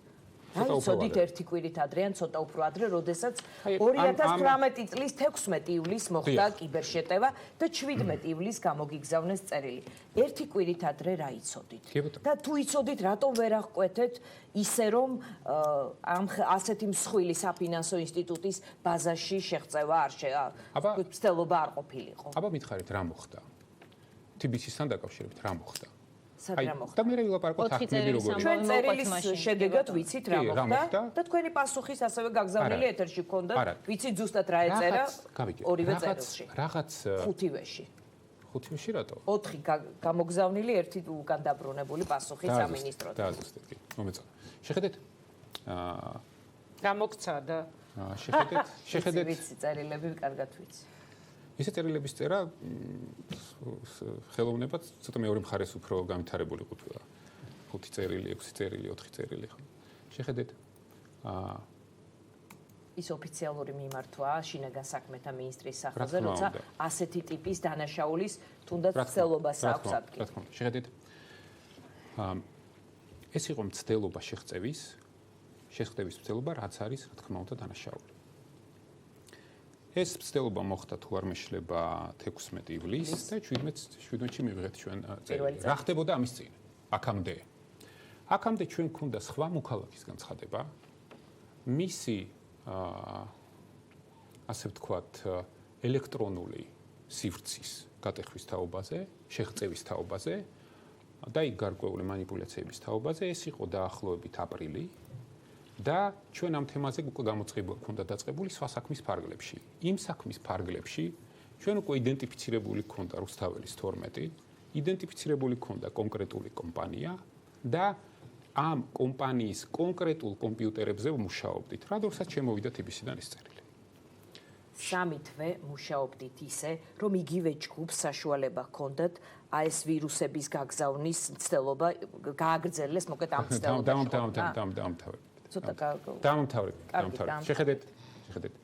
თქვენ შეიძლება ხა ახმების დონეზე წარმოგიდგენიათ, რომ ეს მარტივია, მაგრამ ეს არის კიბერდანაშაული, რომელშიც სამწუხაროდ ამ ქვეყანას ძალიან ძლიერი პოზიციები არ აქვს. სამწუხაროდ. ოფისიდან, სადაც საშვით ხდება შესვლა, ბატონ გიორგი. იმ ოფისში იცით რამდენი ხალხი მუშაობს? მე რა ყველა იდენტიფიცირებულია, აღრიცხვა ხდება საშვით, ეს არ არის ადგილი, სადაც რაღაც მიტოვებული ქარხანა. გავაგრძელოთ. ამის შემდეგ მოდის ეს წერილი, ამის შემდგომ ხდება უკვე შესაბამისი საგამოძიებო ღონისძიებებს და ოპერატიული ამასაც გარკვეული დრო დაჭირდა დაახლოებით 1 კვირა 10 დღე და ამის შემდგომ ხდება თლიანად ამ სივრცის საიდანაც პოტენციურად შესაძლებელი იყო რომ მსგავსი სამართალდარღვევა მომხდარიყო ლიკვიდირება იქიდან სრულად ელექტრონული ტექნიკის ამოღება რომლის შეგიძლიათ თქვათ ეს იყო დაახლოებით ეს იყო აგვისტოს ბოლო, ალბათ ან სექტემბრის დასაწყისი. ეს იყო ის პერიოდი, როდესაც რისკი რომ მსგავსი რამ გაგრძელებულიყო, როგორც კი მოხდა იდენტიფიცირება, საიდან იყო კონკრეტულად ეს გავრცელებული, იქნა ლიკვიდირებული. აპრილიდან აგვისტომდე მათ თავისუფალი მოქმედების საშუალება თავისუფალი მოქმედების საშუალება არ დაგვიტოვა.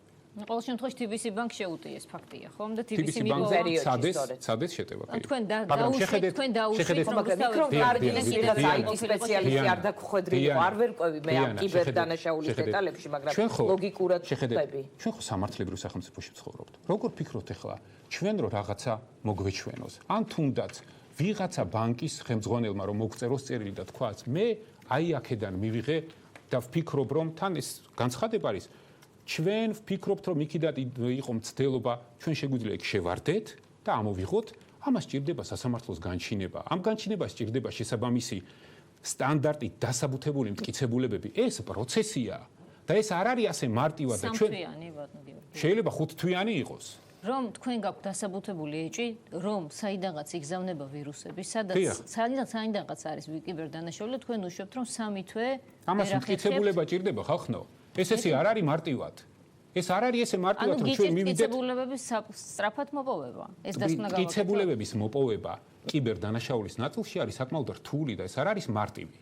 ეს საკმაოდ რთული და ხანგრძლივი პროცესია. აი შეგიძლიათ მომიყვეთ როგორც შინაგან საქმეთა მინისტრი, რა ტიპის სირთულეა რუსთაველის 12-ში შესვლა და დადგენა იქიდან ხდება თუ არა კიბერდანაშაული იმ კონკრეტული კომპანიიდან, რომელიც თქვენ უკვე იდენტიფიცირებული გაქვთ. აი რა ტიპის პრობლემები ხდება აწყდებით პროცესში. ამას მტკიცებულებები ჭირდება. ამას ჭირდება შესაბამისი IP მისამართებიდან ნახვა. ეს ხო არ არის შენ სხვის საკუთრებაში შეხვიდე და აბა მანახე კომპიუტერი. ეს ასე არ ხდება, ამასაც თავისი განჩინება ჭირდება. შენ შესაბამისი სტანდარტის მტკიცებულებები თუ არა გაქვს, მოსამართლე არასოდეს არ მოგცემს ამის უფლებას. ჩვენ ხო კერძო სივრცეზე ვსაუბრობთ, ჩვენ რო შეგვეძლოს ასე ბანკში შესვლა, მაგალითად. მოგვეჩვენა რომ საიდანღაც რაღაცა არაკანონიერი ქმედებები ხდება და შევიდეთ. მტკიცებულებები მოგაწოდათ ბანკმა. ამის შემდეგაც არაფერი გააკეთეთ. რას ბრძანეთ? რა მტკიცებულებები მოგვაწოდა ბანკმა? ყოველ შემთხვევაში გითხრათ რომ 4 წერილით. მტკიცებულებებია. გითხრათ, ყოველ შემთხვევაში თქვენ ყველა საფუძველი ჰქონდათ რომ სწრაფად მოგეპოვებინათ. მოგეპოვებინათ მტკიცებულებები, ამბობს მამუკა ხაზარაძე რომ ჩემთან ამ თემაზე მუშაობს ასობით ადამიანი. ასობით ადამიანი. მათ შეეძლო თქვენთვის მტკიცებულებების მოწოდება, იმიტომ რომ მათ მიაგნეს რუსთაველის 12-ს, ხო? თავისით დამოკიდებულად. მარტივად უყურებთ თემას. ამას ჭირდება. ჩვენ სამართლებრივ სახელმწიფოში ცხოვრობთ და ესე არ არის.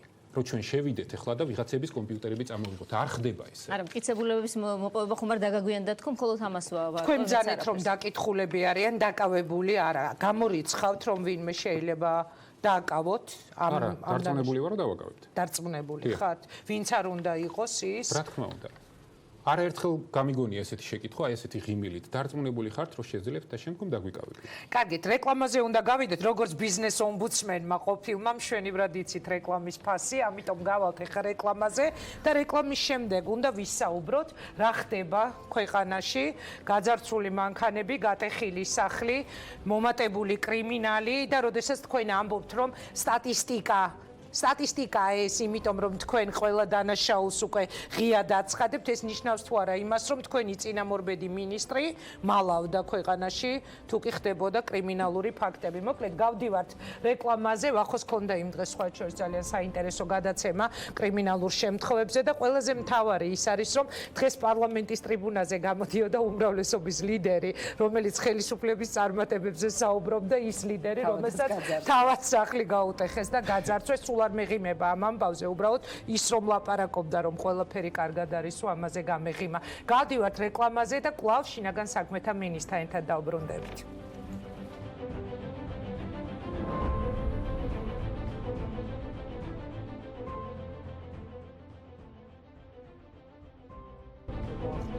დავბრუნდით პირდაპირ ეთერში. შინაგან საქმეთა მინისტრი არის ჩვენი სტუმარი. ბატონო გიორგი, რეკლამამდე დავსვიმე კითხვა, დღეს რის გამოც პარლამენტის სხდომაზე მიხვედით პრემიერთან ერთად. გახშირებული, მომატებული კრიმინალი. სხვაგან რომ არ წავიდე და რაღაც ჩამონათვალი რომ არ გავაკეთო, იმიტომ რომ დღეს პარლამენტში წაგვართვეს დეპუტატებმა ჟურნალისტის ფუნქცია, ჩვენ უნდა მოგვეყოლა ეს ყოველდღიური კრიმინალის შესახებ, ფაქტების შესახებ. პირდაპირ გეტყვით, რომ აი 2 დღის წინ მაგალითად ჩემი პროდიუსერი იღვიძებს დახვდა გატეხილი მანქანა. რამდენიმე დღის წინ აღმოაჩინა უმრავლესობის ლიდერმა გაუტეხეს სახლი. უამრავი ადამიანი დაყაჩაღება, ძარცვა, დანაშაული და ფაქტია რომ კრიმინალი არის მომატებული ქვეყანაში. თქვენ გვიმტკიცებთ რომ მასი არ არის. როგორ? ჯერ ერთი, მოდი შევთანხმდეთ თქვენ თავიდანვე თქვით რომ შინაგან საქმეთა სამინისტრო სტატისტიკის ზრდას აღრიცხვიანობას აბრალებს ან აღრიცხვიანობით ხსნის. ეს ასე არ არის, მე ასე არ მithkoms. ნუ მე ასე გავიგე ყოველ შემთხვევაში რომ აღრიცხვიანობის ახსნით ხდება თავის გამართლება. ეს ასე არ არის, თუმცა იმედი მაქვს რომ ახლა მეკითხეთ საშუალება შინაარსობრივად ახსნა ჩვენ როგორ ვაფასებთ სადვართ და რას ვაკეთებთ. პირველი, რეალურად პრობლემის გადაწყვეტისთვის პრობლემის იდენტიფიცირება უნდა მოხდეს. ჩვენ ძალიან კარგად გვესმოდა, როდესაც სტატისტიკაზე ვთქვით, რომ სტატისტიკის გამოქვეყნება და აღრიცხვიანობა იქნება სრულად ტრანსპარენტული, ძალიან კარგად მესმოდა და ვიცოდი, რომ გარკვეული პერიოდის შემდგომ ეს იქნებოდა გამოყენებული ძალზედ მძლავრ პოლიტიკურ ინსტრუმენტად ზემოქმედებისთვის და ზეწოლისთვის, რაც ახლა ფაქტობრივად ხდება და მახსოვს პარლამენტში მაშინ ვთქვი კიდევაც, რომ მიუხედავად იმისა, რომ დარწმუნებული ვარ, რომ ერთ წელიწადში ზუსტად ასეთი მდგომარეობა იქნებოდა, ჩვენ მაინც ჩვენ პოზიციას არ შევიცვლით. კიდევ ერთხელ გიმეორებთ, ეს პრინციპული თემაა ჩვენთვის, ფასეულობების თემა. რატომ? იმიტომ რომ თუ არ მოვახდინეთ სწორი იდენტიფიცირება პრობლემის, სისტემური გადაწყვეტა ამ პრობლემის ვერ მოხერხდება. ჩვენ საუბრობთ გრძელვადიან სისტემურ ცვლილებებზე. ყველას ხო კარგად გვესმის, რომ ნულოვანი ტოლერანტობა და ეს მსგავსი ეს არის მოკლე ვადაში პრობლემის გადაწყვეტის საშუალება. გრძელვადიანში მსგავსი ინსტრუმენტებით პრობლემები ვერ წყდება. ეხლა რაც შეეხება მიმდინარე მოვლენებს. მოდით ასე შევაფასოთ. სტატისტიკას თუ შევაფასებთ ობიექტურად, ვნახავთ ერთ რამეს, რომ მძიმე დანაშაული, ისეთი როგორიც არის მკვლელობა, დამამძიმებელ გარემოებებში მკვლელობა, სხეულის განზრახ მძიმე დაზიანება, ყაჩაღობა, ყველაფერი რაც არის მძიმე, აქ ჩვენ ვდგევართ ან ერთი და იგივე დონეზე, ან გვაქვს შემცირება, უმნიშვნელო, მაგრამ შემცირება. გარდა ამისა, ეხლა მინდა რომ კარგად მომისმინოთ, ობიექტურ ციფრებზე და რეალობაზე ვსაუბრობთ. ჩვენ რო ავიღოთ სტატისტიკური ციფრები, კონკრეტული ციფრები 2001 წლიდან, მაგალითად, მკვლელობის ნაწილში 108-109 მუხლი, ისეთი დაბალი, მცირე რაოდენობა, როგორიც გვაქვს 2017 და 18 წელს, არ ქონია არასდროს. 2017 წელი და 18 წელი იყო პირველი წელი, როდესაც საქართველოს მკვლელობების რაოდენობით ჩამოწდა ნიშნულ 100-ს. ისეთ მძიმე დანაშაულში, როგორიც არის ყაჩაღობა, ჩვენ გვაქვს ერთმნიშვნელოვნად კლება და ეს ყველაფერი ფიქსირდება. ეხლა გავაგრძელეთ. ჩვენ არ ვამბობთ, რომ ყველაფერი არის კარგად. აბა ჩვენს ირგვლივ რა ხდება მაშინ? ვაგრძელებ. ჯერ ერთი, როდესაც ვსაუბრობთ, ადეკვატურად უნდა შევაფასოთ, რაზე ვსაუბრობთ, ხო? გეუბნებით, რომ ეს არის ციფრებზე ვსაუბრობთ, მათემატიკა. თუმცა, ისეთი დანაშაული, როგორიც არის ქურდობა, არის გაზრდილი. ერთმნიშვნელოვნად და არის საკმაოდ სერიოზულად გაზრდილი. იმ საერთოდ ზრდის 2018 წლის ზრდის 62% მოდის სხეულის სუბუქ დაზიანებებზე და ქონების წინააღმდეგ დანაშაულზე. საკუთრების წინააღმდეგ დანაშაულზე. შეხედეთ, რეალურად ვაფასებთ შემდეგნაირად. მაგალითად, ქურდობის ნაწილში ეს ზრდა ობიექტური რეალობაა. აქედან სტატისტიკის გაუმჯობესება ნამატ ციფრში არის ალბათ ნახევარი და აგიხსნით ამასაც რატომ. ქურდობა საერთოდ ითვლება ყველაზე რთულად გახსნათ დანაშაულად. რთულია ქურდობის გახსნა. და ამიტომ რეგისტრაციის ნაწილში ყოველთვის პრობლემა არსებობდა. ის, რაც რთულად გახსნადია, მისი დაფარვა ყოველთვის მეტ მოტივაციის საგანს წარმოადგენდა. გარდა ამისა, ოჯახში ძალადობა.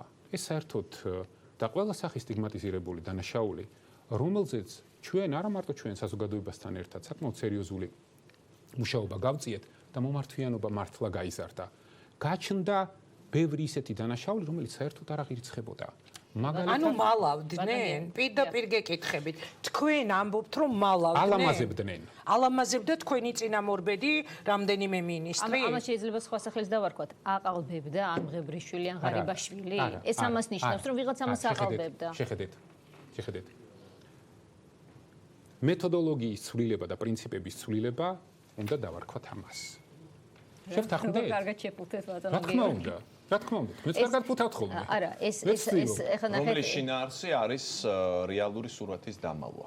ეს თქვენი ახმა და თქვენი ინტერპრეტაცია. მეთოდოლოგიის შემოსავების შემდეგაც ან ხარვეზიან მეთოდოლოგიას ავიღებთ, ჩვენ ყოველთვის შევძლებთ დავმალოთ რეალური სურათი, ხომ? ხო, ჩვენი მიზანი რა არის?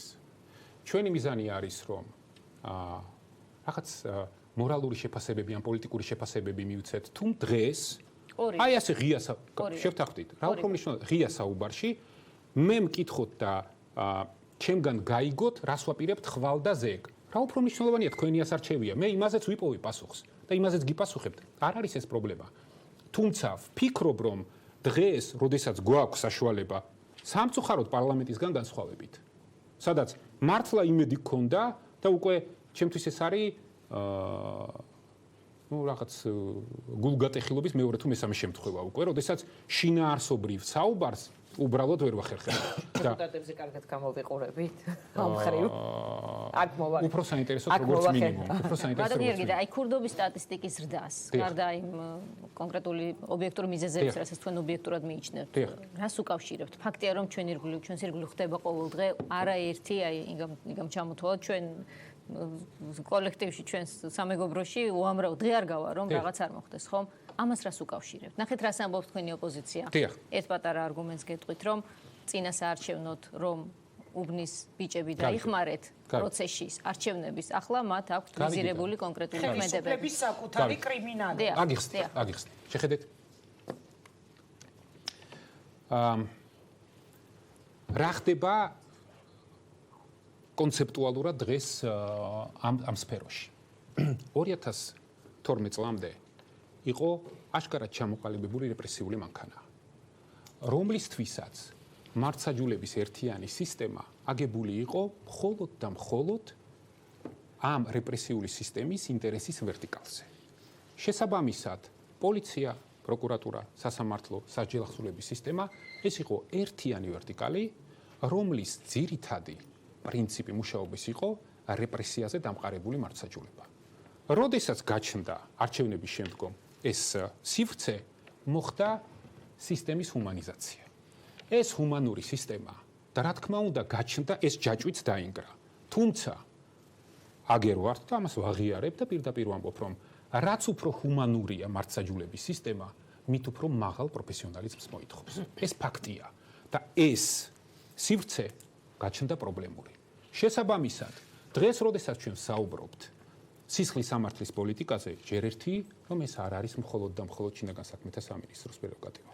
ბევრი ისეთი დანაშაულია, მაგალითად არასრულწლოვნები, სადაც მე გულწრფელად თვლი, რომ 14 წლამდე კი არა, სკოლაში საერთოდ პოლიციას არაფერი არ ესაქმება, მაგრამ იმ ქურდობების ნახევარზე მეტი მოდის სწორედ 21 წლამდე. და ეს საზოგადოების პრობლემაა ჩვენთან ერთად. და ამას ვამბობ, როდესაც რეპრესიული სისტემა უცებ ერთ მომენტში გახდა ჰუმანური და მას ვერ დაეწია შესაბამისი კომპეტენცია და პროფესიონალიზმი, მივიღეთ ის, რაც მივიღეთ. სწორედ აქედან გამომდინარე, შინაარსობრივად ვალაგებთ ანალიზზე დაფუძნებულ ქმედებებს და რეფორმების გეგმას, რასაც ახლა ჩვენ შინაგან საქმეთა სამინისტროში რაც ვაკეთებთ. გულისხმობს მაგალითად პროფესიონალიზმის ამაღლებასაც ალბათ, როგორც ახლა აქ რა თქმა უნდა. მაგ გეგმაში, მაგრამ კრიმინალის ზრდა აი ქურდობის ნაწილში, ყაჩაღობის მიმართულებით ეს აჩვენებს ამასთანავე ძალიან სიღრმეში თუ ჩავალთ ეკონომიკური მდგომარეობის ძალიან მძიმე სურათსაც, ხომ? ანუ ამ გეგმაში, ანუ ეკონომიკური მდგომარეობის გაუმჯობესების გარეშე მივა. ჩვენ ამ სურათს ვერ შევწყვეტ. რამოდენიმე თემა, რომელიც აქ უნდა უბრალოდ მაცალოთ რო ვთქვა. შეხედეთ შინაგან საქმეთა სამინისტროს ერთნიშნულად გააზრებული, რომ ქვეყანაში არსებობს კრიმინალის რამოდენიმე წყარო. სერიოზული. მაგალითად ორგანიზებული დანაშაული. დიახ. მაგალითად კრიმინალური მენტალიტეტი. ჩვენ სამხრეთულიერი ვართ. გარკვეული, ესეთი რომანტიზმით, ნარკოდანაშაული. ერთმნიშვნელოვნად ვაცხადებ, რომ ყველა ამ მიმართულებით შინაგან საქმეთა სამინისტროს ქმედება იქნება უმკაცრესი. აქ არანაირი საერთოდ კომპრომისი არ იქნება და თქვენ თუ შეხედავთ დღეს გახსნის მაჩვენებელს, თქვენ თუ შეხედავთ დღეს მძიმე დანაშაულის სტატისტიკას და ნახავთ თუნდაც იმ საკანონმდებლო ცვლილებებს, რასაც ჩვენ ვაკეთებთ, აქ იმ ადამიანს, რომელსაც ეს აინტერესებს, თანმიმდევრულობას და შინაარს ერთნიშნულად დაინახავს. თუმცა, როგორც კი მივადგებით ყოფით ნიადაგზე, ასე იმპულსურ დანაშაულს, რომელიც მართლა გაიზარდა და ამას თავისი ახსნა აქვს. ამას ახსნა აქვს ის, რომ სასჯელ ახსულების სისტემა უკვე არის სხვა, სასამართლო სისტემა უკვე არის სხვა, პროკურატურა არის უკვე სხვა. მაგრამ ამასობაში ადამიანებს შიშის განცდა გაუჩნდათ, ბატონო გიორგი. დილით იღვიძებ, გატეხილი მანქანა გხდება, დილით იღვიძებ, გაძარცული არის შენი სახლი და დაკაჩაღების უამრავი შემთხვევა. შეხედეთ. არ მეთანხმებით? არ გეთანხმებით, როგორც კი თქვენ ამბობთ, რომ გატეხილი მანქანა და შემდგომ ამბობთ დაკაჩაღების უამრავი შემთხვევა. არ გეთანხმებით ინგა. იმიტომ რომ შეხედეთ ყაჩაღობა არის მძიმე დანაშაული, რომელთან მიმართებაში ჩვენ გვაქვს აბსოლუტურად მკაფიოდ გამოყოფილი კონკრეტული მიდგომა და კონკრეტული ქმედები, სადაც ვერანაირი კომპრომისი ვერ იქნება, მაგრამ კიდევ ერთხელ ვიმეორებ, როდესაც არასრულწლოვანი ჩადის დანაშაულს, ეს ჩვენ თქვენთან ერთად, საზოგადოებასთან ერთად უნდა გადავწყვიტოთ, რამდენად მკაცრები უნდა ვიყოთ ჩვენ. აი ყაჩაღური თავდასხმა გლდანში მდებარე საქართველოს ბანკის ფილიალზე 2019 წლის 8 მარტი. სროლა გურიაში ცეცხლის სამართალდამცველებს გაუხსნეს შემთხვევა ოზურგეთში მოხდა 2019 წლის 19 მარტი. 2019 წლის 19 მარტი ყაჩაღობის მცდელობა და სროლა თბილისის ცენტრში პეკინის გამზირზე. ბევრია ეს გავაგრძელებ. შეხედეთ. საქართველოს ბანკში შემთხვევა გახსნილი იყო 3 დღეში, მესამე დღეს. არა, მე დაკაჩაღებების მატებაზე ვლაპარაკობ ამ შემთხვევაში. ინგა, ყაჩაღობების ნაწილში, ციფრებში ჩაიხედეთ, გვაქვს კლება.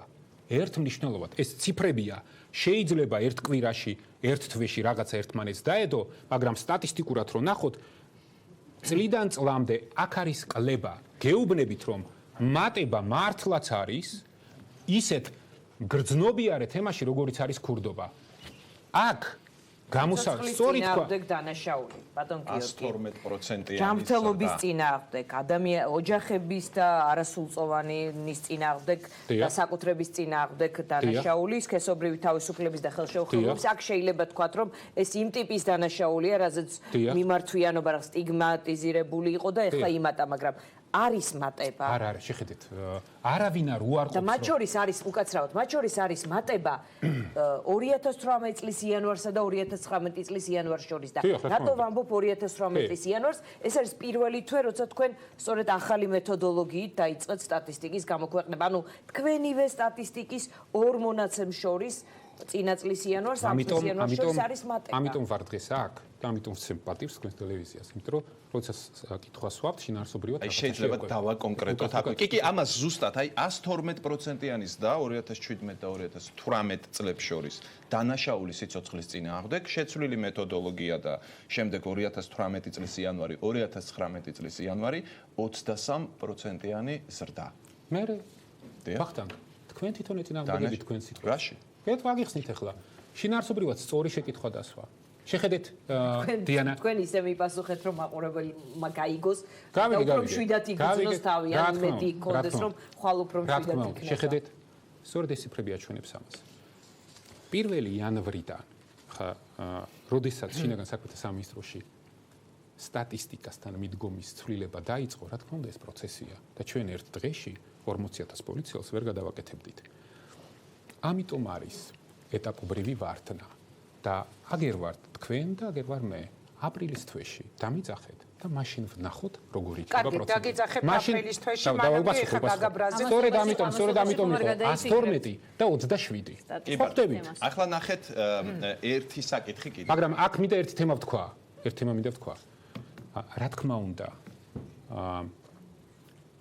ეს რაც ახლა ხდება სხვადასხვა მედია საშუალებებით ეს იყო ამას თავისი მიზანი აქვს ერთ მნიშვნელოვნად ახლა არ გაშუქების ტრალია არა რა თქმა უნდა მინუს არ ვამბობ პეკინის ქუჩაზე სოლაროა არ უნდა შევიმჩნიოთ ნუ ასე თქვა რომ კარგი გაშუქების ტრალიაო ესო პარლამენტში ითქვა თქვენ არ გითქვა არა მე ეს არ მითქვა თქვენიანებმა თქვენ ერთ მნიშვნელოვნად მინდა გითხრათ რომ შინაგან საქმეთა სამინისტრო და პოლიცია დღეს სრულად აკონტროლებს იმას რა ხდება ქვეყანაში როგორც კრიმინოგენული მიმართულებით, ასევე მართლმსაჯულების მიმართულებით.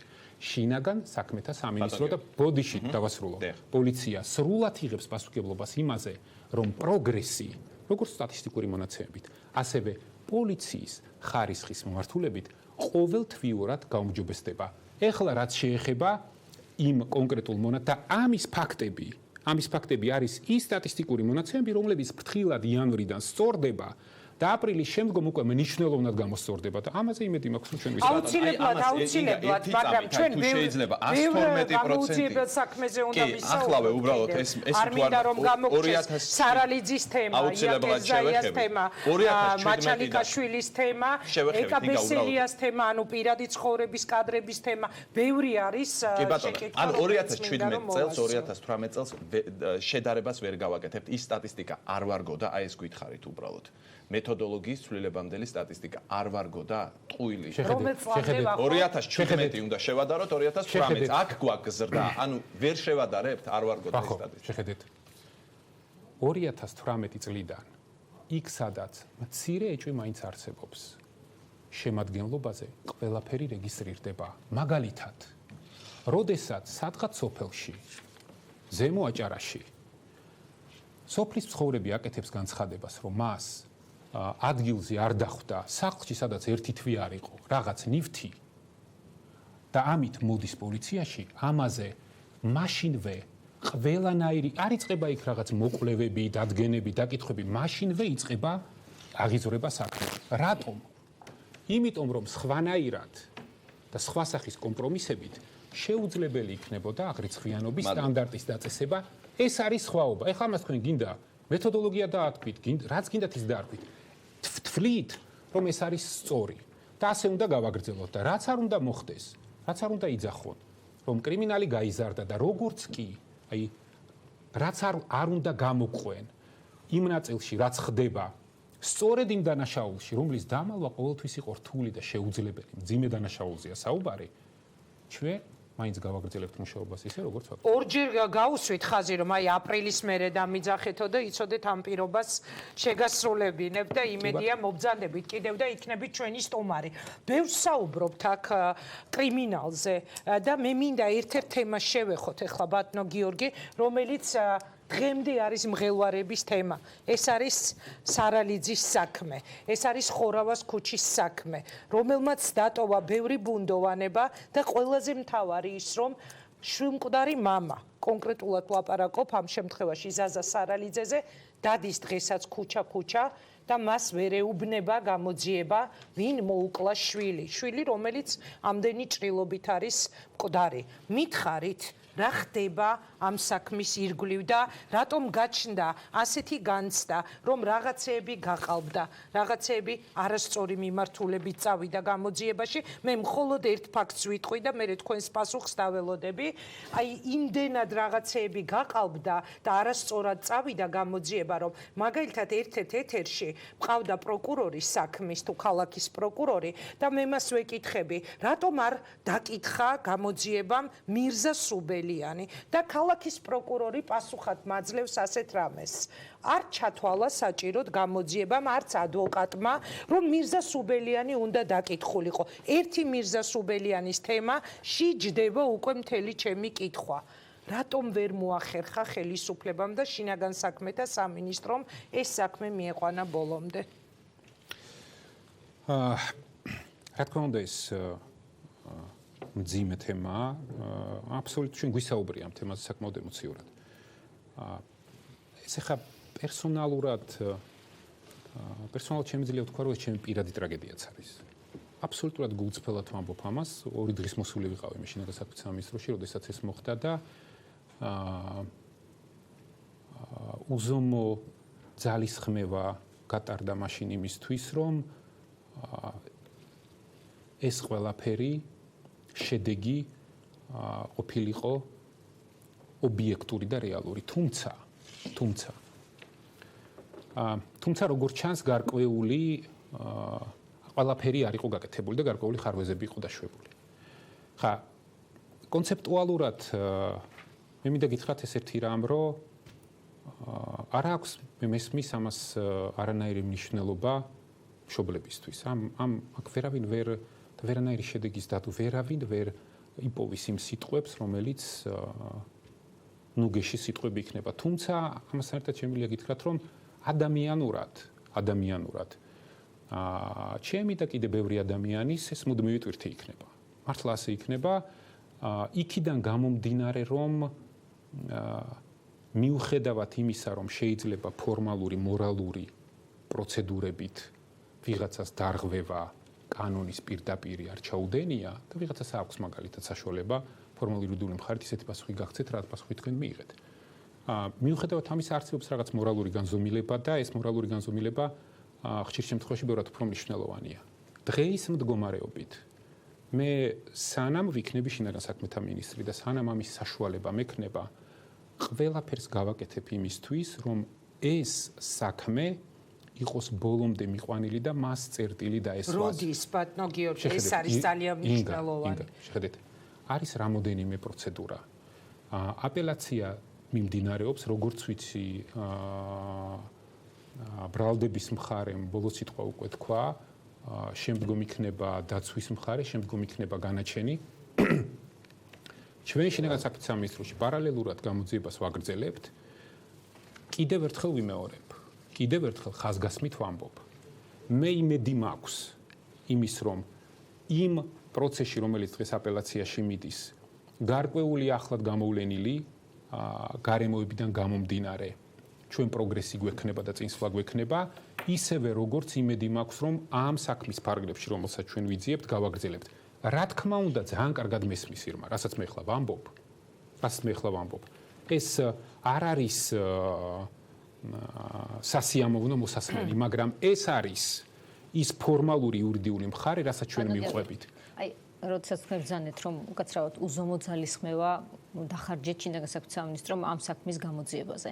ამ ყველაფრის შემდეგ ჩვენ ვიხილეთ საპარლამენტო საგამოძიებო კომისიის ხდომები, სადაც სრულიად გამჭვირვალეთ ჩვენ დავინახეთ პირდაპირ შეგვიძლია ვთქვათ უუნარობა რამდენიმე მაღალ ჩინოსნის, რომლებმაც საკუთარი სახელი და გვარიც კი ვერ თქვა ეს და პოზიციაც არა თუ როგორ გამოიძიეს საქმე. მაინტერესებს სად ქონდათ ხარვესი? როცა ამბობთ რომ მორალური ნაწილი მძიმეა, საქმიანი ნაწილი კრიტიკული თუ შეგიძლიათ იყოს ამასთან დაკავშირებით. თუ შინაარსობრივ ნაწილს მეკითხებით და მიხარია რომ შინაარსობრივ ნაწილს მეკითხებით, ეს იყო პირველი საქმე, რომლის შემდეგაც შეხედეთ შინაგან საქმეთა სამინისტრომ უმოკლეს ვადებში 2 სისტემური რეფორმა დაიწყო. და იმედია რომ მომცემთ 2 სიტყვით აგიხსნათ საშუალება აგიხსნათ. პირველი ჩვენ რაც გავაკეთეთ შინაგან საქმეთა სამინისტრომ ავიღეთ და მანდატურების კანონმდებლობაში ჩავიხედეთ, ნახეთ საერთოდ ეს სისტემა როგორ მუშაობს, რაც სიმართლე რომ გითხრათ პირდაპირ ჩვენი მოვალეობა არ იყო. ეს კანონმდებლობა თავიდან ბოლომდე გავასწორეთ, მივიტანეთ პარლამენტში და მანდატურების სისტემას უბრალოდ ეფექტურობის ხარჯზე შინაარსი შევძინეთ. არ მინდა ხა დეტალებში შევიდე, მაგრამ გარკვეული ცვლილებების გამო მანდატურების სისტემა ფაქტიურად უნაროდ იყო დატოვებული. გარდა ამისა, როგორც კი ვნახეთ ეს პროცედურები იქ რა მოხდა, როგორ მიდიოდა და როგორც კი ვნახეთ რომ არსებობს რეალური საკანონმდებლო პრობლემები დავიწყეთ მუშაობა საგამოძიებო კომპონენტის გამიჯვნაზე საპროკურორო გამოძიებასა და შინაგან საქმეთა სამინისტროს გამოძიებას შორის. მე ხარ რასაც ვამბობ, ეს არის სისტემური ცვლილება. ეს როგორი თემაა, იცით, რომ თქვენ გვეხსნით რომ რაღაც რომ ვერ გაკეთდა იმ მომენტში რაღაც რეფორმა მიდიოდა და ამის არა, მე ამას არ გიხსნით. ანუ ჩემი კითხვა სხვა რამეში მდგომარეობდა ბატონო გიორგი. ჩემი კითხვა იყო რა ხარვეზი ქონდა. ამას ვამბობ. რატომ ქონდათ? გავიგე. შეხედეთ თვლით თუ არა რომ ქონდათ, მოდი აქედან დავიწყოთ. რა თქმა უნდა, ამას თვლი. შეხედეთ რატო. როდესაც ჩვენ მივადექით კონკრეტულ, უყურეთ როგორი თემა არის. შეიძლება ფორმალური იურიდიული მხრით, რომ ვიმსჯელოთ, ადამიანს დანაშაული არ ჩაუდენია. ფორმალური იურიდიული მხრით რომ დავშალეთ ეს ყველაფერი და მე ამას პასუხობდი საგამოძიებო კომისიაზე საპარლამენტოზე და იქ ვერავინ საერთოდ არანაირი არგუმენტი არ არსებობდა, ეს სხვა თემაა. იქ რა მოხდა? უბრალოდ იმის გამო რომ მკაფიოდ არ იყო გამიჯნული პროკურორის და შინაგან საქმეთა სამინისტროს გამომძიებლის ფუნქციები, გაჩნდა კორიდორი პასუხისმგებლობის ერთმანეთზე გადაბრალების. ეს იყო შინაარსობრივად, პრინციპულად მნიშვნელოვანი პრობლემა ამ გამოძიებაში. და მეორე თემა იყო, როგორც კი ვნახეთ, რომ ხო გავყევით თავიდან ბოლომდე რა მოხდა. პირველი, სადაც განგაში უნდა ეტეხა მანდატურების სამსახურმა არ იმუშავა. მეორე, როგორც კი ეს მოხდა და გამოძიება დაიწყო. ჩავარდნები რა შეღავათია დღეს ამ ოჯახისთვის? არაფერი. ეს სისტემური ჩავარდნები და მათი გამოსწორება შეღავათი არის მხოლოდ და მხოლოდ იმისთვის, რომ მომავალში მსგავსი შემთხვევები არ განმეორდეს და თუ განმეორდება. ჩავარდნების იქით უნდა დაგისვათ ერთი კითხვა ბატონო გიორგი. ხომ არ მოხდა თქო მიზანმიმართული გაყალბება ამ გამოძიების? ყველას გვახსოვს ის ჩანაწერი, რომელიც ციხეში გაკეთდა, როდესაც დეპუტატი ვიქტორ ჯაფარიძე არის შესული მირზა სუბელიანთან, ადამიანთან, რომელიც თავის დროზე გამოძიებამ დაკითხვისთვის არც კი დაიბარა და ის კაცი სუბელიანი საუბრობს ასეთ რამეს. ორი кейსი მინდა, რომ რუსთაველზე გამოვიყვანო ხალხი, ანუ ემუქრება ხელისუფლებას. ის იყო პროკურატურის მაღალჩინოსანი. იმის გამო, რომ ის რაღაცა ინფორმაციის მატარებელი იყო, რამაც შეიძლება თქვენს წინააღმდეგ მას ხალხი გამოაყვაინოს ქუჩაში. ხომ არ მოხდა ანგარიშის გაწევა პროკურატურის ამ ყოფილი მაღალჩინოსნისთვის და ხელოვნურად გაყალბება და იმ მტკიცებულებების ამოღება საქმიდან, როგორც გაირკვა, რომ ამოღებული იყო, ან საერთოდ არ იყო მნიშვნელობა მინიჭებული ძალიან მნიშვნელოვანი მტკიცებულებებისთვის. ეს ყველაფერი შეიძლება დაუსრულებლად გაგრძელდეს ეს ეჭვები. მე ერთხელ ვთქვი და კიდევ ერთხელ გავიმეორებ. მე მართლა ვთვლი, რომ ამ საქმეზე სამოხელეო გამოძიება სისხლის სამართლის არის დასაწყები. ხორავას ქუჩის საქმესთან დაკავშირებით. ხორავას სამოხელეო ნაწილში დასაწყები მე აქ ვერანაირ პრობლემას ვერ ხედავ და ვთვლი, რომ შინაგან საქმეთა სამინისტროს აქ ყოველთვის ეს პოზიცია ქონდა. რაც შეეხება ამ ეს როგორც მე ყოველთვის ამბობდნენ, რომ ვერ დააკავებთ, დავაკავებთ. ეს ბრალდებები და ეჭვები სამწუხაროდ კიდევ ერთხელ ვიმეორებ. მიუხედავად იმისა, რომ ეს ესეთი დილემაა.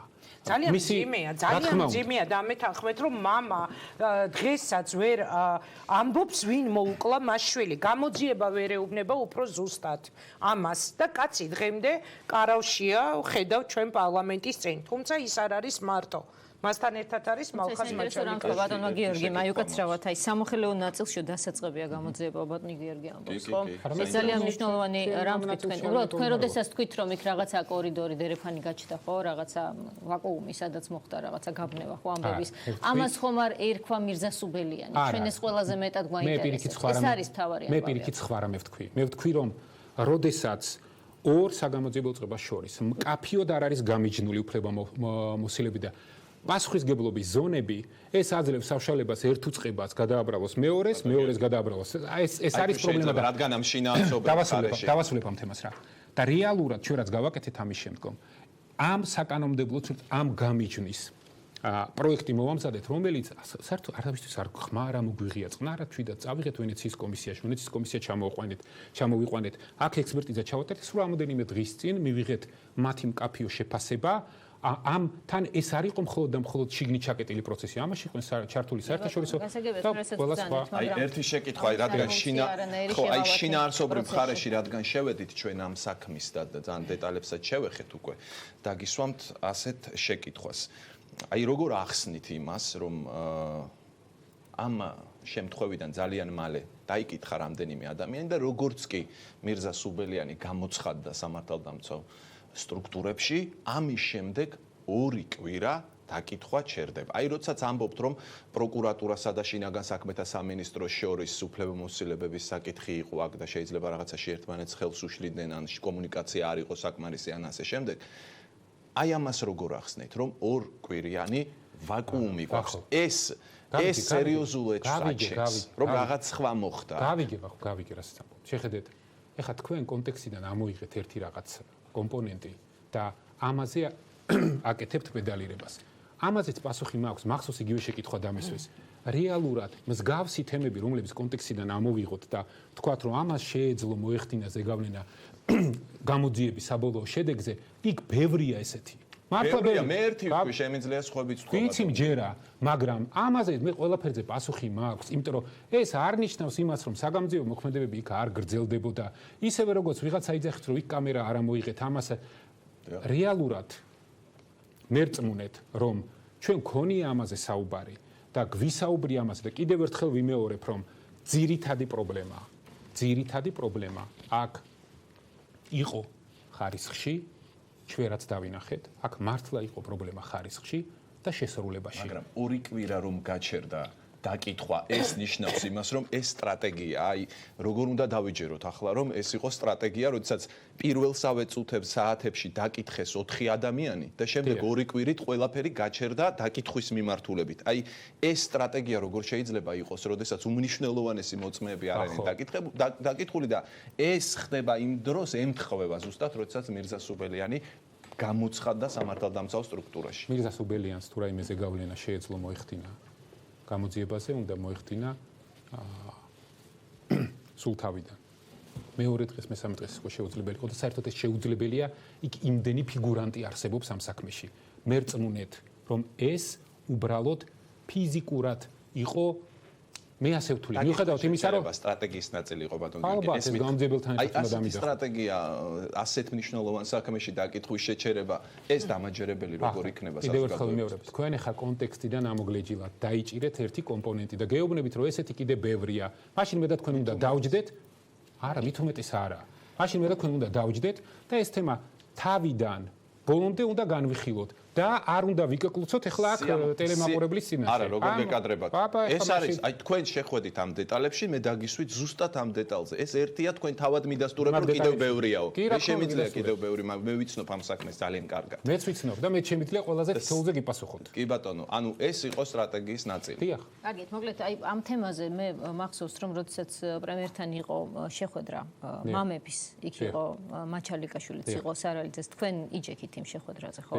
და მე მახსოვს, რომ როდესაც გამოვიდა ბატონი მალხაზი ამბობდა, რომ ეს პირად საუბრისას, რომ ძალიან ცოტა დრო მჭირდება პრემიერმა უთხრა მას და ასეთ თქვენც იყავით ამ კომუნიკაციის ჩართული, მან უთხრა, რომ რაღაცნაირად ეს იქნებოდა მისი პირადი ღირსების საქმე, რომ ეს ბოლომდე მისულიყო, როგორც ერთის, ისევე მეორეს შემთხვევაშიც. აი, თქვენი პასუხისმგებლობის ნაწილიც იყო ამ პირობაში და დღეს გარდა მორალური წუხილისა, რაც ძალიან მნიშვნელოვანი ბუნებრივია ნებისმიერი მგლოვიარესთვის, რა შეგიძლიათ მათ უთხრათ? ვის? მამებს, რომლებიც ქუჩაში დგანან. შეხედეთ, მაჩალიკაშვილის საქმეზე მე ვერაფერს ვერ გეტყვით, იმიტომ რომ ეს საკმაოდ მძიმე საქმეა და მე არ მინდა ახლა ამაზე კომენტარი გავაკეთო, მით უმეტეს ეს გადის ჩემი უფლებამოსილების ფარგლებიდან და არ დავივიწყოთ, რომ ეს საქმე ტერორიზმს ეხება.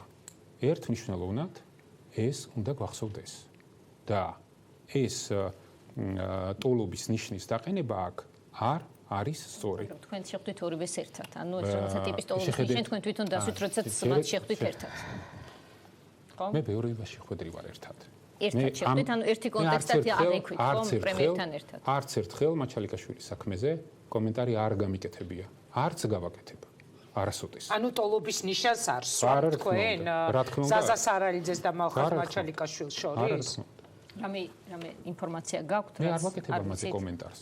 ეს არის ტერორიზმთან დაკავშირებული საქმე. თუმცა ეს არ გამორიცხავს, რომ ჩვენ არ დავსვათ კითხვები, სწორედ ადამიანის უფლებების ნაწილში. ეს არ გამორიცხავს იმას, რომ მე ამ კითხვებზე არ გიპასუხოთ. კარგით, რა მოსაზრებით არ გპასუხობთ, ეს თუ შეგიძლიათ გითხრათ და შემდეგ თემაზე გადავალთ. არ გეტყვით. მე შეიძლება უკაცრავად მინდა რომ დაუბრუნდე კიბერშეტევის საქმეს და რატომ კითხვა გაჩნდა სხვათა შორის ქსელშიც იურისტებისგან, მათ შორის დაკითხეს თუ არა ბანკის თანამშრომლები, რომლებმაც ინფორმაცია მიაწოდეს სამინისტროს შესაძლო დანაშაულის შესახებ. მართლა ვფიქრობ, რომ ყველაზე სუსტი თქვენი მხრიდან თუ ამას ჩემ სუბიექტურ შეფასებად ჩათვლით, რა ვქნა, იყო სწორედ აი ამ კიბერდანაშაულთან შეკითხვებზე თქვენი პასუხი და ეხლა ამ გადაცემაში და აპრილიდან აგვისტომდე ჩავარდნის აი ძალიან ბევრი კითხვა გამიჩნდა მართლაც და აი სოციალურ ქსელშიც გაჩნდა ეს კითხვები. დაკითხეთ თუ არა ბანკის თანამშრომლები, იმიტომ რომ ასევე კითხვა გამიჩნდა 1 საათში მოიპოვება სასამართლოს ნებართვა იგივე თბილისის წერილის საფუძველზე. ანუ ამ ხრივ და ასევე საინტერესოა ქართულ ოცნებას რამე ფორმით უკავშირდება თუ არა, იმიტომ რომ მედიის ინტერპრეტაციებს ახსენებ და მედიაში იყო საუბრები, რომ ტროლების ქარხანა ამ მისამართზე და ამ კონტექსტშიც გეკითხებით. შეიძლება რამდენიმე კითხვა ეს თქვა ერთად დაგისვით, მაგრამ მინდა რომ დამოვწუროთ აქ. კითხვა რა არის? დაკითხეთ თუ არა ბანკის თანამშრომლები, რომლებაც მოგაწოდეს ინფორმაცია კიბერდანაშაულის დაუბაზე. დიახ, დავკითხეთ. და ერთი რამე მინდა კიდე გავაკეთო განმარტება. შეხედეთ, შინაგან საქმეთა სამინისტროში დღეში იღწვება დაახლოებით 160 საქმე. რაც ნიშნავს იმას, რომ სხვადასხვა სახის მომართვიანობა არის დაახლოებით 400. და ეს ყველაფერი არის მიმდინარე პროცესი. და აქ ამ წერილზე მიპასუხეს, იმ წერილზე არ მიპასუხეს, რაღაცა დააგვიანეს, რაღაცა არ დააგვიანეს. ეს არ არის სწორი. შესაბამისად, გეკითხებით, რატომ უპასუხეთ დაგვიანებით? შემიძლია საერთოდ არ მეპასუხა. რა თქმა უნდა. ხო? ისევე როგორც კარგი, არ გავაკეთებ კომენტარს. დავკითხეთ. რა თქმა უნდა, დავკითხეთ. ბანკის თანამშრომლები იყვნენ დაკითხულები. მაგრამ მაინც დასჭირდა ამ ხელა პერიოდი. დიახ, და დაჭირდება. სასამართლო ნებართვას 1 საათი უნდა, რა? არა, დიანა. ბანკის თანამშრომელი რომ მოდის, ზუსტად მოგვაწოდა იგივე ინფორმაცია, რაც იყო წერილში, რომ ჩვენ ვფიქრობთ, რომ იყო შესაძლო მცდელობა შემოღწევის აი ამ IP ადრესიდან. ბოდიშით. მისამართით. დამღალეთ უკვე. დაიღალეთ? არა. და შესაბამისად ვნახეთ, გავაგრძელეთ მუშაობა ამ ლოკაციიდან სხვადასხვა IP მისამართის მქონე. თუ არ ვწდებით 14-15 კომპიუტერი ამოღებული, რომლის სრული ექსპერტიზა ეს საკმაოდ მძლავრი ტექნიკაა. და არავინ არ დაგიკავებიათ. არავისზე ბრალი არ არის აღწრული. სანამ. იმიტომ რომ აი ბესელიას საქმე ახსენა, იგამ ამ საქმესთან მიმართებით ბევრად სწრაფად იმოქმედეთ იმ ადამიანების კონტექსტში, რომლებიც ვიდეოები გადაუგზავნეს. რა თქმა უნდა, იმას თავისი მიზეზი ჰქონდა. ამ კომპიუტერების ექსპერტიზა როგორც კი დასრულდება და ეს არის რთული პროცესი, ჩვენ ვიქნებით მზად, რომ შემდგომი უკვე კონკრეტული ნაბიჯები გადავდგათ ამ საქმის დასასრულებლად. ანუ პასუხისმგებლობა შეიძლება ვინმე ხმაურიანი ფიგურანტები არსებობდეს გარდა რა შეკითხვებია ხო კარგი ხმაურიანი ფიგურანტები ვინც იქნება ხმაურიანი იქნება თუ ხმაურო რა თქმა უნდა ვისაც კანონდარღვევა აქვს კანონის მიხედვით ვარაუდობთ რომ ამას შეძლებთ ბატონ გიორგი მე ვფიქრობ რომ ამას დაჭირდება დაახლოებით კიდე 3-4 თვე აი ახლა მომწერეს გურიანიუსი ავრცელებს სხვათა შორის ინფორმაციას, მაშინ როდესაც ჩვენ კრიმინალზე ვსაუბრობ და კრიმინალურ შემთხვევებზე, გურჯაანში გარემოს დაცვის კახეთის რეგიონალური სამსახურის უფროსი დაჭრეს და ის დაჭრესო სამსახურებრივი მოვალეობის შესრულების დროს. ინფორმაცია მაყურებელს მივაწოდე, უბრალოდ ზუსტად აი ამ დროს ხდება, როდესაც ჩვენ ვსაუბრობთ პირდაპირ ეთერში. ჩვენ რო ვიცოდეთ ქვეყანაში დანაშაული ხდება მუდმივად 24 საათის განმავლობაში და მთავარი ჩვენი ამოცანა შინაგან საქმეთა სამინისტროს ამოცანა არის დასჯის გარდაუვალობა და რა თქმა უნდა პრევენცია. ერთი კითხვა უნდა დაგისვა, თუ შეიძლება და ეს ეხება პირადი ცხოვრების კადრებს. და აქვე დავაკონკრეტებ, რომ მხოლოდ ეკაბესელიას თემას არ გულისხმობ. არსებობს საფუძვლიანი ეჭვი, რომ პირადი ცხოვრების კადრებით ხდება პოლიტიკური ანგარიშწორება ხელისუფლებისთვის არასასურველი პირების მიმართ.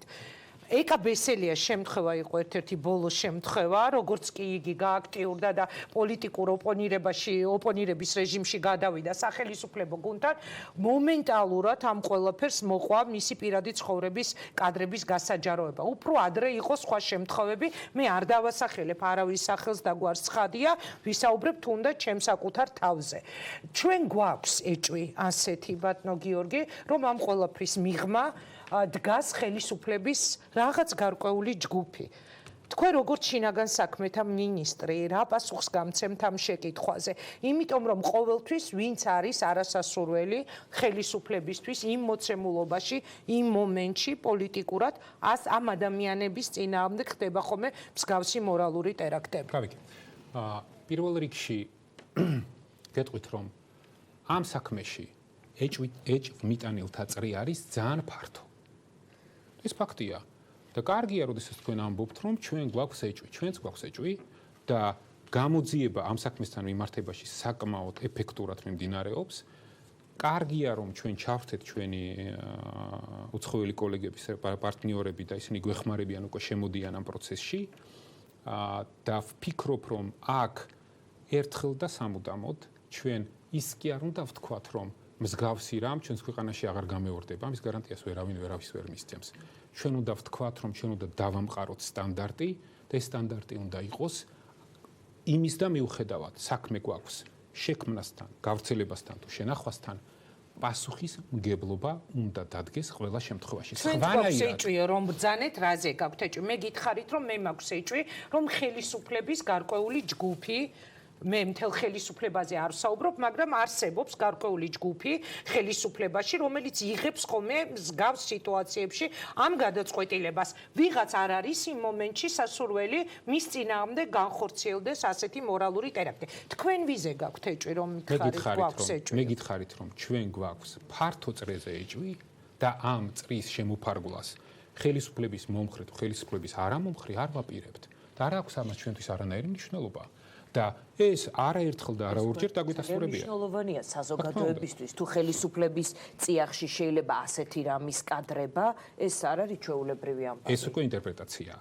მე ვთქვი, ხელისუფლებაც იგულისხმება, არიან ესეთი ადამიანები, რომლებიც ამ წრეში შედიან და ხელისუფლებას წარმოადგენენ. როდესაც დაზარალებული მხარე მოდის და ამბობს, მე მაქვს ეჭვი. რა თქმა უნდა, გამოძიებისთვის ეს არის პირდაპირ მითითება. რომ ეს ეჭვი იყოს ან დასაბუთებული, ან უარყოფილი. რა თქმა უნდა, ეს წრი არის საკმაოდ ფართო. და თქვენ ხო ხვდებით, რომ დაზარალებული მხარეც ამ საქმეში გამოძიებაში არის ჩართული. მოკლედ, პირდაპირ გეტყვით და გულწრფელად, ისე არ მინდა მოვკვდე, რომ ვერ გავიგო და ვერ ვნახო დასჯილი ის ადამიანები, ვინც მსგავსი ტერაქტები მოგვიწყო. იმიტომ რომ ეს არ შემხებია მხოლოდ მე ამ შემთხვევაში ჩემს თავზე ვლაპარაკობ, არ მინდა რომ სხვა ადამიანები ჩავაგდო ახლა მათთვის მაინც არასასიამოვნო სიტუაციაში და არ მინდა რომ სხვა ფაქტებზე ვილაპარაკო. ჩვენ გვჭირდება პასუხი და ვფიქრობ რომ ქართული ოცნების პირობებში ამას პასუხი თუ არ გაეცემა ბატონო გიორგი, როდესაც ქართული ოცნება აღარ იქნება ხელისუფლებაში, ყველა შეგვეძლება იმის თქმა, რომ იმიტომ ვერ გამოიწიეს, რომ თავადვე გააკეთეს ეს ყველაფერი. ეხლა მომაწოდეს ინფორმაცია, რომ ამასობაში მე წეგან გამოვაცხადე პირის შესახებ, რომელიც დაიჭრა სამსახურებრივი მოვალეობის შესრულების დროს, პოლიციამ დაადგინა დანაშაულის ჩამდენი პირი, მიმდინარეობს გამოძიება სისხლის სამართლის კოდექსის 353 პრიმა მუხლის მეორე ნაწილი და დადგენილია ვინც იყო დამნაშავე და მისი დაკავება მალე მოხდება. ასე რომ მიუხედავად იმისა, მინისტრი კრიმინალისტთა გახსნის ერთდროულად მოგვაწოდა. მიუხედავად იმისა, მინისტრი სად არის, პოლიცია მუშაობს და ეს არის ყველაზე მნიშვნელოვანი. და მე მინდა მადლობა გადავხადო პოლიციელებს, რომელთაც ამაზე ხართ ახლა თქვენ და ეტყობა. ერთი რეკლამა გვაქვს კიდევ და ერთი რეკლამის შემდეგ ძალიან თუ არ დაგღალეთ, ისე უნდა დაუბრუნდეთ პირდაპირ ეთერში. საინტერესო თემა არსებობს ასეთი სამეგრელო. არჩევნების წინ თქვენ იყავით გადაბარგებული სამეგრელოში და ყველა მიცის რომ აკონტროლებდით იქაურ სიტუაციას, წინასაარჩევნო სიტუაციას თქვენ პირადად.